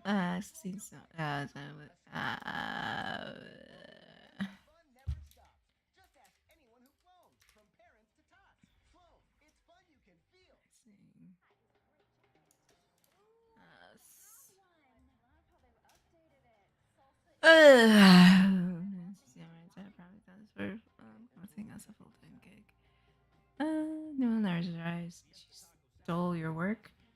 Well, not stole exactly. Just looked at my stuff. And said she'll collaborate with me, then takes all the credit. Gloria admits slowly. Noelle gazes down in her sketchbook. Damn. I know, she's a bitch. I heard you was talking all that shit. Where you now? Bring him up. Bring him up. It's true. Anyway. Let me say that. Oh, shit. Found education connection. I've took some free tests to find out my direction. Now I'm taking my classes online, getting my degree in my own time. Education connection, match me to the right college for free. Get connected for free with education connection. Get connected for free with education connection.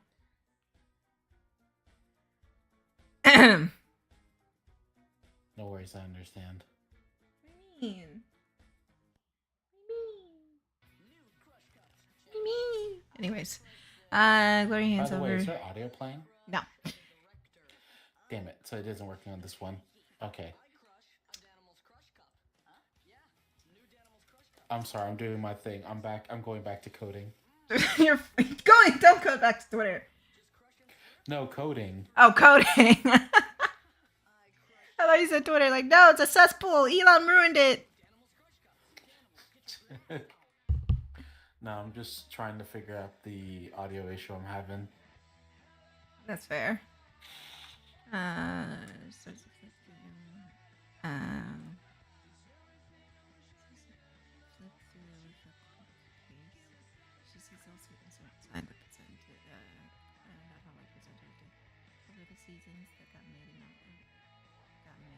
That made all sorts of shenanigans. Turns out Holly Day doesn't have a creative bone in her body. This bitch needs to go.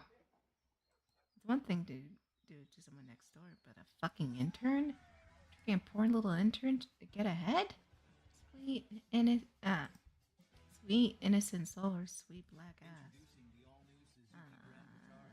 Well, Hobson shakes her head, flipping through the pages, seeing a few designs that look really unique. There was a baby doll you could try different hairstyles on, a bacon set with vibrant colors reminiscent of the 90s.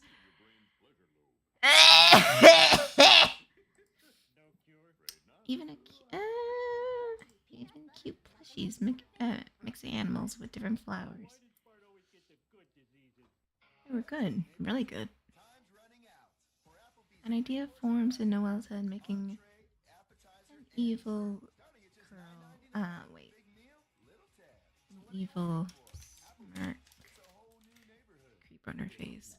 You know, she says, giving a look back to Gloria. There's a big presentation coming up. You should present some of these ideas. Who, me? Gloria points to herself. Oh, no. I don't think I could. Why not? You're not going to get ahead if you keep laying low. You gotta make a big splash. And at least get people talking. Yeah, that's not a bad idea. Do you think you can help me? Well, unfortunately, I can't.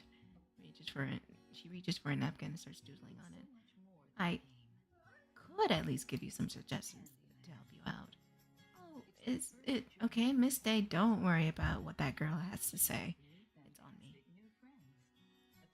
What's this about me? A voice pipes up. Noelle perks up and looks over to see Holly walking over with a pip in her step and a bright grin on her face. Noelle wanted nothing more than to rip that stupid grin off her face. Holly had some nerve coming here without a second thought, like it's nothing. This sneaky little cunt thinks she can violate. Damn. Not violate. Shit. I forgot I was on stream. Fuck. YouTube, I didn't say. I said violin.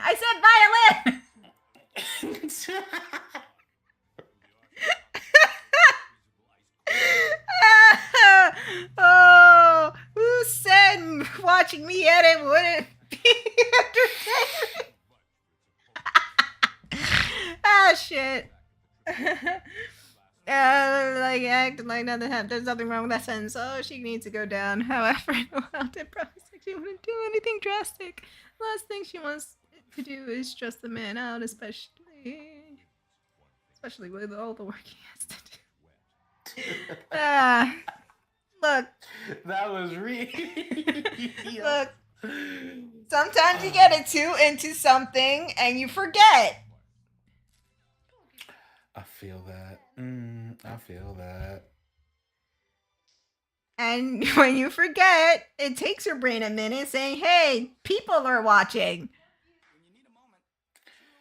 She got too into it, guys. Don't worry about it. It happens. And I'm like, oh, it doesn't matter when it's not only the people, it's the big corporations that are watching you right now, bitch. True. Be right back. Alright. All your friends are around.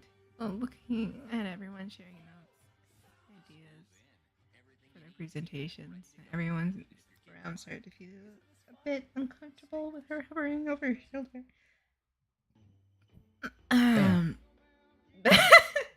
But they tried to accommodate and let her in and let her into the conversation.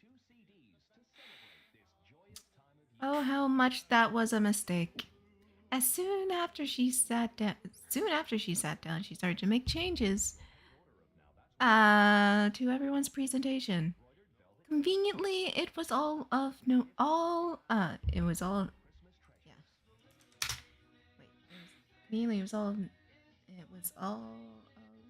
notes that were crossed away and replaced with the same thing. Not alone. Only with different wording. All the co-workers stare at her notes and chuckle nervously, and thanking her for her very unneeding, naive advice. If you change this color right here, then you'll have a neutral look that everybody loves. He says, drawing in her co-worker's notes. It says in a co-worker's note. Oh, wow, the co-worker scratches their head. Well, it's planning to do something more fun and bright, something different. Yeah, but if it's all well before, why can't it again? She smiles, continuing to write in the notebook. Much to the co-worker's chagrin. Oh, and this one, she aims for another co-worker's notes. How about you make something based on what? How about you make something based on that? Based on that one TikTok celeb. Who? The co-worker tilted their head. Oh, that one that does a lot of makeup tutorials. She makes amazing videos. I don't know. The co-worker fiddles their fingers. I wanted the model to at least look original. It looks like a celebrity. Then we run the risk of what? Of no one knowing who they are, and if it turns out they did something. Oh well, no one's perfect. Still, if you don't want to consider it, you don't have to. Holly says, with her signature doe eyes. You would know something about not being perfect, wouldn't you, Holly? Noelle finally says, I have a headache. You all right? Yeah. It's just when I've been working on this for hours. I need a break, but it's only one more chapter. Then I'll take a break. No, take a break. Chill. Fuck you! I do what I want! Be irresponsible. No! I am irresponsible!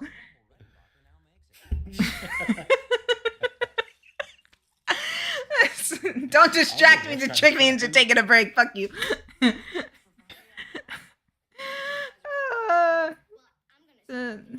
Finally said. Honestly, I can't talk shit. I came home just to start coding. Yeah, fuck you. After hearing Holly's nonsense for way too long. Tiff, take a break. Oh, I'll snitch on you to just go ahead. I'll do what I want. Ow. He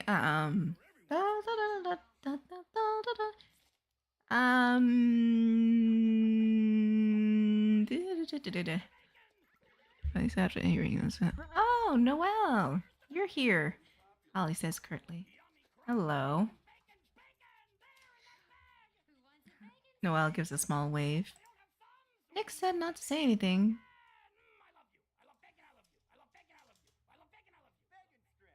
But oh wait, that's not correct. But he didn't say anything about torture. I'm surprised to see you here with everyone, especially before I came. Oh, I didn't know we had to wait for the grand holiday to make her arrival. Everyone snickers, making Holly feel a bit embarrassed, but she straightens herself out. No, everyone's free to go on ahead. I don't want to be a bother to anyone. Right, of course. Noelle says, leaning back in her chair, crossing her arms. Just find it funny that you didn't bother to say hello to anyone before you started helping other people with their work.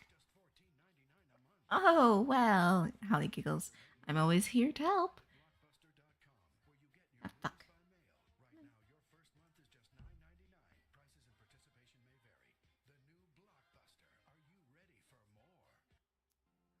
No, that should be.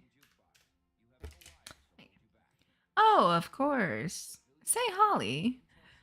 Well, what? Whatever. Leans in with a devilish smirk. How's your presentation coming? We're all talking about ours. Why not share what you're thinking? Oh, she peeks around before her eyes land on Gloria. I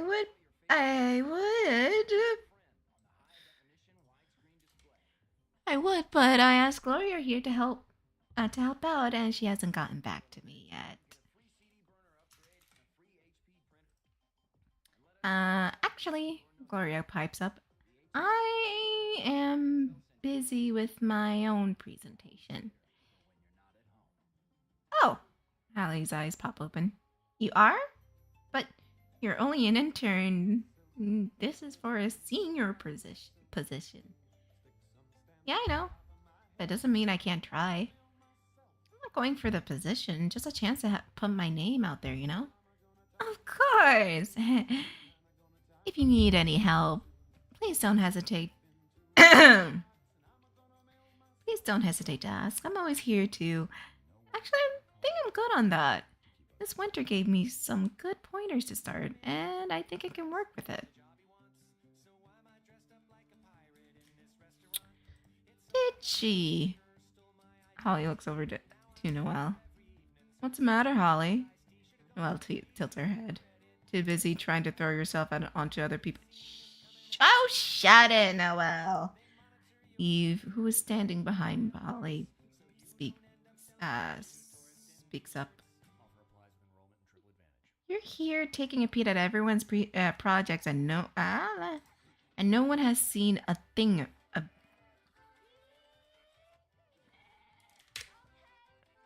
No one has seen a thing from yours. Oh, I have. A coworker speaks up. Me too. Another one pipes in. We gave her some notes like a couple days ago, I think. Didn't you hear her ask about color patterns? Another says. One by one, each coworker came to Noelle's defense against Eve. Noelle tried to contain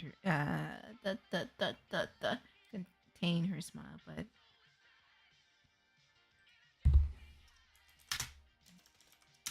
she had a hard time releasing her. She had a hard time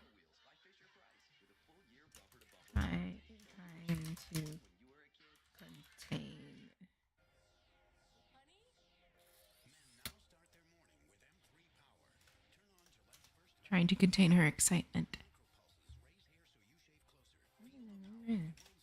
Had a hard time trying to contain herself. Fuck off. Finally, some vindication for her actions. For her. Fuck. The look on Eve's horrified and embarrassed was something to die for. However, Holly's reaction was different. She held this uncanny smile, watching everyone. Watching everyone build well up.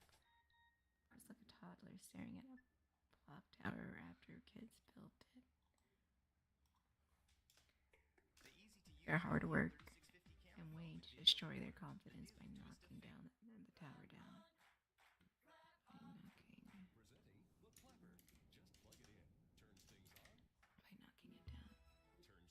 This girl is a real wolf in sheep's clothing. Well, I had a feeling something was about to drop and she didn't like it. It was about to go on another tongue lashing, but Holly held up her hand, commanding her to cease. This threw Eve off, making her feel uncomfortable. It was like she was looking at a whole different person. A person that Eve didn't like, but she figured it was just stress. It was just stress. And stepped back so Holly could speak. It's funny you're helping so many people, Noelle, she says, walking close to her. Did you find everyone's help useful to you? Noelle narrows her eyes as Holly stands over her. Actually, yes. Your suggestions were a big help.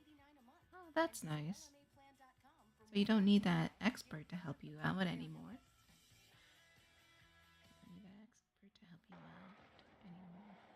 And there it was. So this was her play. All along, exposing Noelle in front of everyone, so they could think badly of her. Immediately after Holly dropped the bomb, and gossip buzz around the room. Nobody knows how to take such a revelation. Is Noelle's work really her own, or did she have someone on the outside do it for her? Holly had some nerve. Now she's standing over Noelle. Rated T for tea.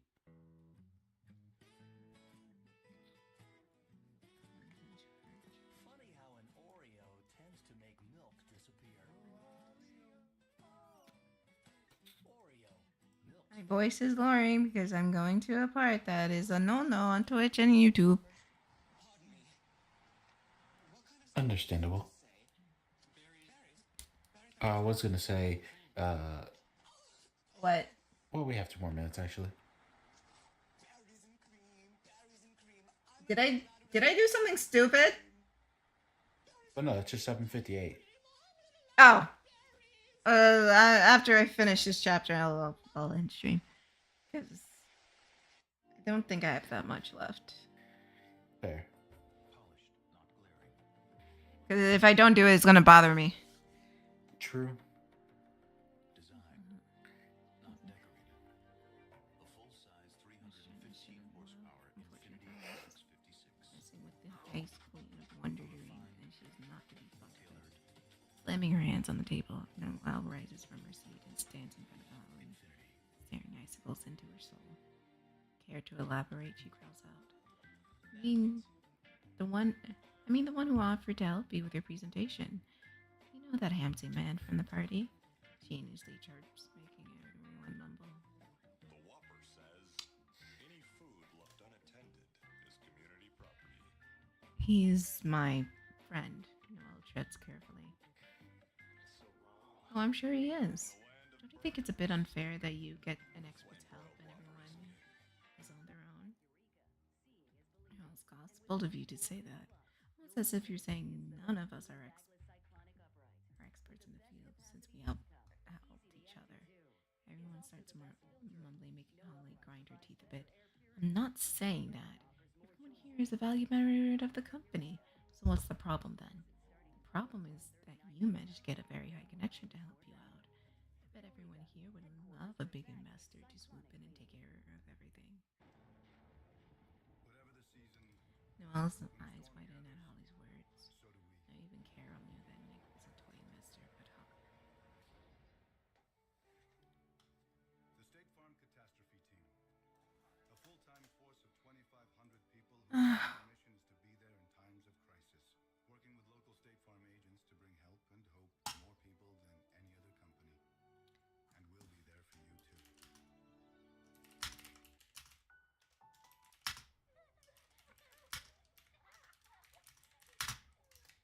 Whoa.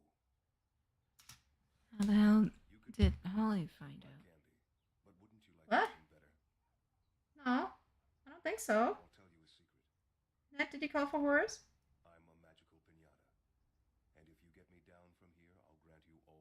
Oh, that's Jessica. Sorry. I had the fucking chat covered. Fuck no, I won't take a break. I'm almost done. How did I only find out? Why is Noelle shocked after what she did?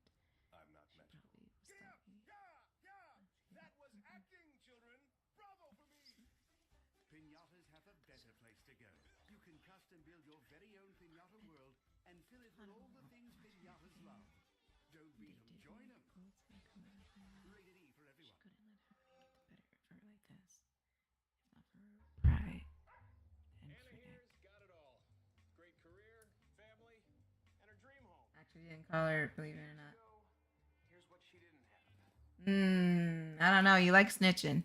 She needed a convenient way to earn her So bachelor's. she So where'd she says go? with a shrug. DeVry University Online. That's where she found That's all you have to say. Who So. likes snitching? Me? Oh no, horse. I mean, he do snitch a lot. Well, he snitch on JP a lot. Who, me? No, Oh. I snitch for profit, not for free. Who's paying you? I think they're getting paid in drama. Ah, right. I say we throw him in the Boston Harbor. Damn. Ba-da-ba-ba-da-ba. That's a historical You about to joke hit for him with you. the Boston Tea Party? That's crazy. Learn your history, kids. Wow, some player, team player you are. Shut it, Day. Well, his icy tone cuts through Hallie's voice. I'll have you know there aren't any rules in place saying that we can't have outside help, which we should. Our perspectives can only take us so far, and everyone should at least ask them to see how their designs will fare. Second, I did not schmooze or ask for any sort of help from him. He offered. Allie huffs, but Noelle holds up her hand, and finally she starts marching towards her. I don't like what you're trying to imply. That I don't do my own work when somebody should look in the fucking mirror. I work my ass off like everyone else here, so don't you dare say I don't.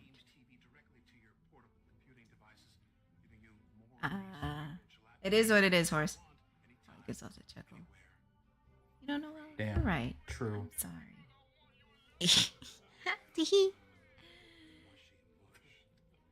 And another thing. Excuse me. Everyone here should have outside help if they want. Maybe I judged too harshly. What? What is this? What are you saying right now? In fact, Holly starts circling around a while. I met with someone at a party who agreed to help me. What the hell are you even talking about? We talked on the balcony, shared a romantic moment, and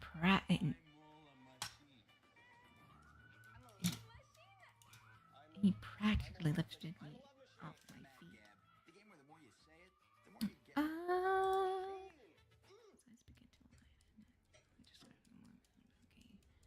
Damn. This is the part I can't say on stream. And true.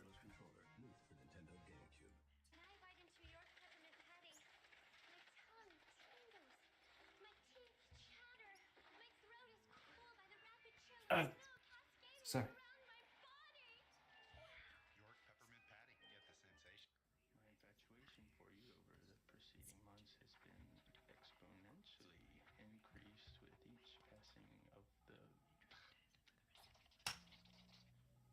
And we dance alone underneath the warm, soft light.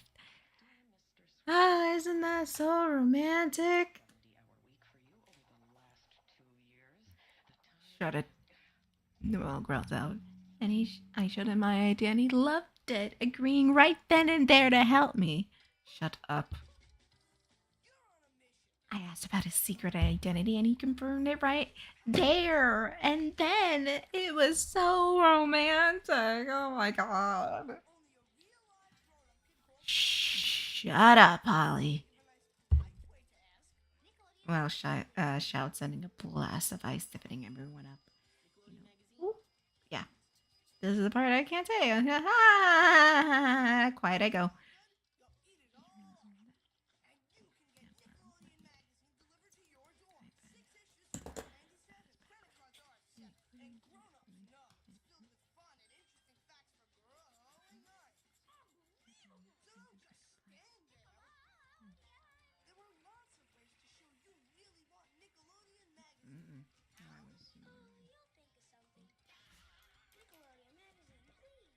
Oh my god, it's Gigi!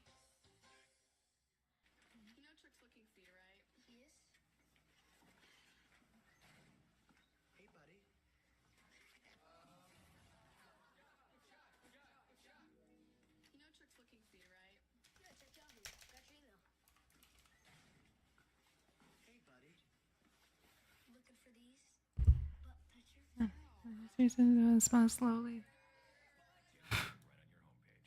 You don't know, do you? Know what?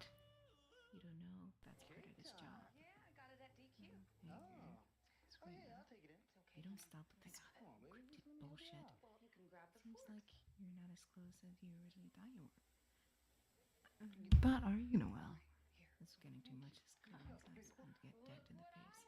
Noel's about to say something until already held up a letter to her face. Get the cake, get the love with Dairy Queen Valentine's Day Snatches cake. a letter out of her Try our hands featured against DQ the Blizzard cake. It was well crafted and the person was smiling with it, finally designing the missionary despite its sophistication. It was just a generic Santa letter. She lets out a skull. This was something you could easily print off an old website. That wasn't until she read the signature. SNC. She freezes at the signature.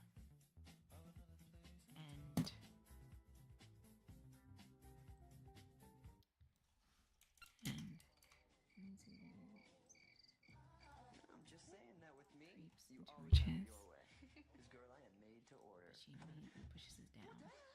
Don't you knock? Holly was insane. There wasn't any reason to believe anything she had to say. Stop treating me like I'm on the kids menu.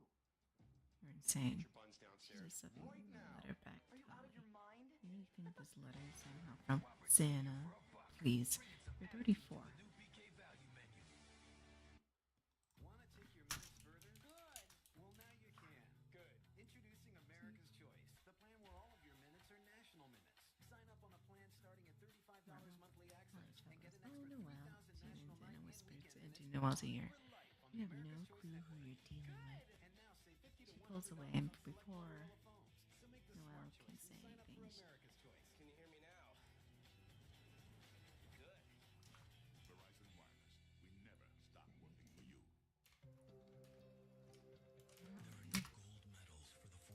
slips the letter back into Noel's hands. There are no championship games for fording muddy water. And there are no finish lines for the one that makes it over stacks of treacherous boulders. So why do we make sure every Jeep Walking off with her head held high, feeling victorious, standards of capability? while Eve hesitated a bit and followed her out the door. Why doesn't everyone else? If it's not trail rated. Move on from the whole show and enjoy their meals. Noel couldn't help. Well, there was something going on. Blueberries or cherries with eggs, Going bacon, or on. sausage for just $4.99. It even looks kind of like a smile, see? And at our Denny's, you'll see a lot of those. Denny's, we're cooking now. Going on. And she wasn't sure. But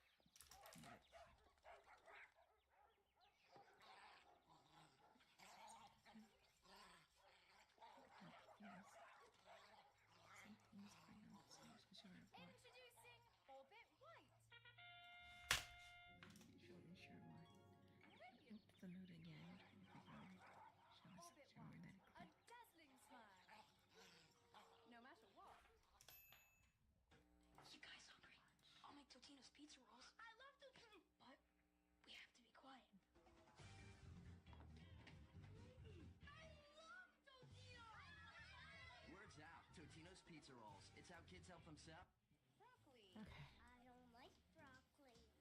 All right. I'm done. Okay, I'm done. That's the last chapter I had to edit. Okay, I'm done. You're good. Don't worry. You're good. I'm done. I'm gonna take a break. Okay, I'm gonna end the stream. And I'm gonna take a break. Okay. Yeah. Okay. All right. I'm gonna. Oh, my head. Okay. So thank you everybody for watching. Thank you, Net, for coming in and making this a little bit more bearable. True. Because I have a major headache right now. If you want to follow me on social media, it is linked down in the description below. If you're watching back on YouTube, or in the About page if you're watching back on Twitch. I stream Mondays, Wednesdays, and Fridays at 1 p.m. Pacific time, so I will be back on Friday. Today's Wednesday, right?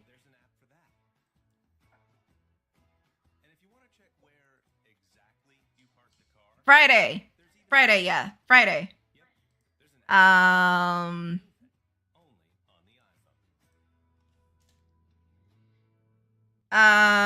Fuck. If you like what I do and you want to see more, consider becoming a patron today. There you go, exclusive content and early access to whatever I'm doing. But if you can't do that, I do have commissions open. It is posted on my socials, Twitter, Tumblr, Instagram, and DeviantArt. But if you can't do that, then spread a word around that we're live. Subscribe here on YouTube and subscribe over there on Twitch. And in the words of my favorite cartoon character, mwah! Good night, everybody. We'll see you next time. Say Kablam time. Say Kablam channel. Say goodnight, Net. Yeah, good night, everybody.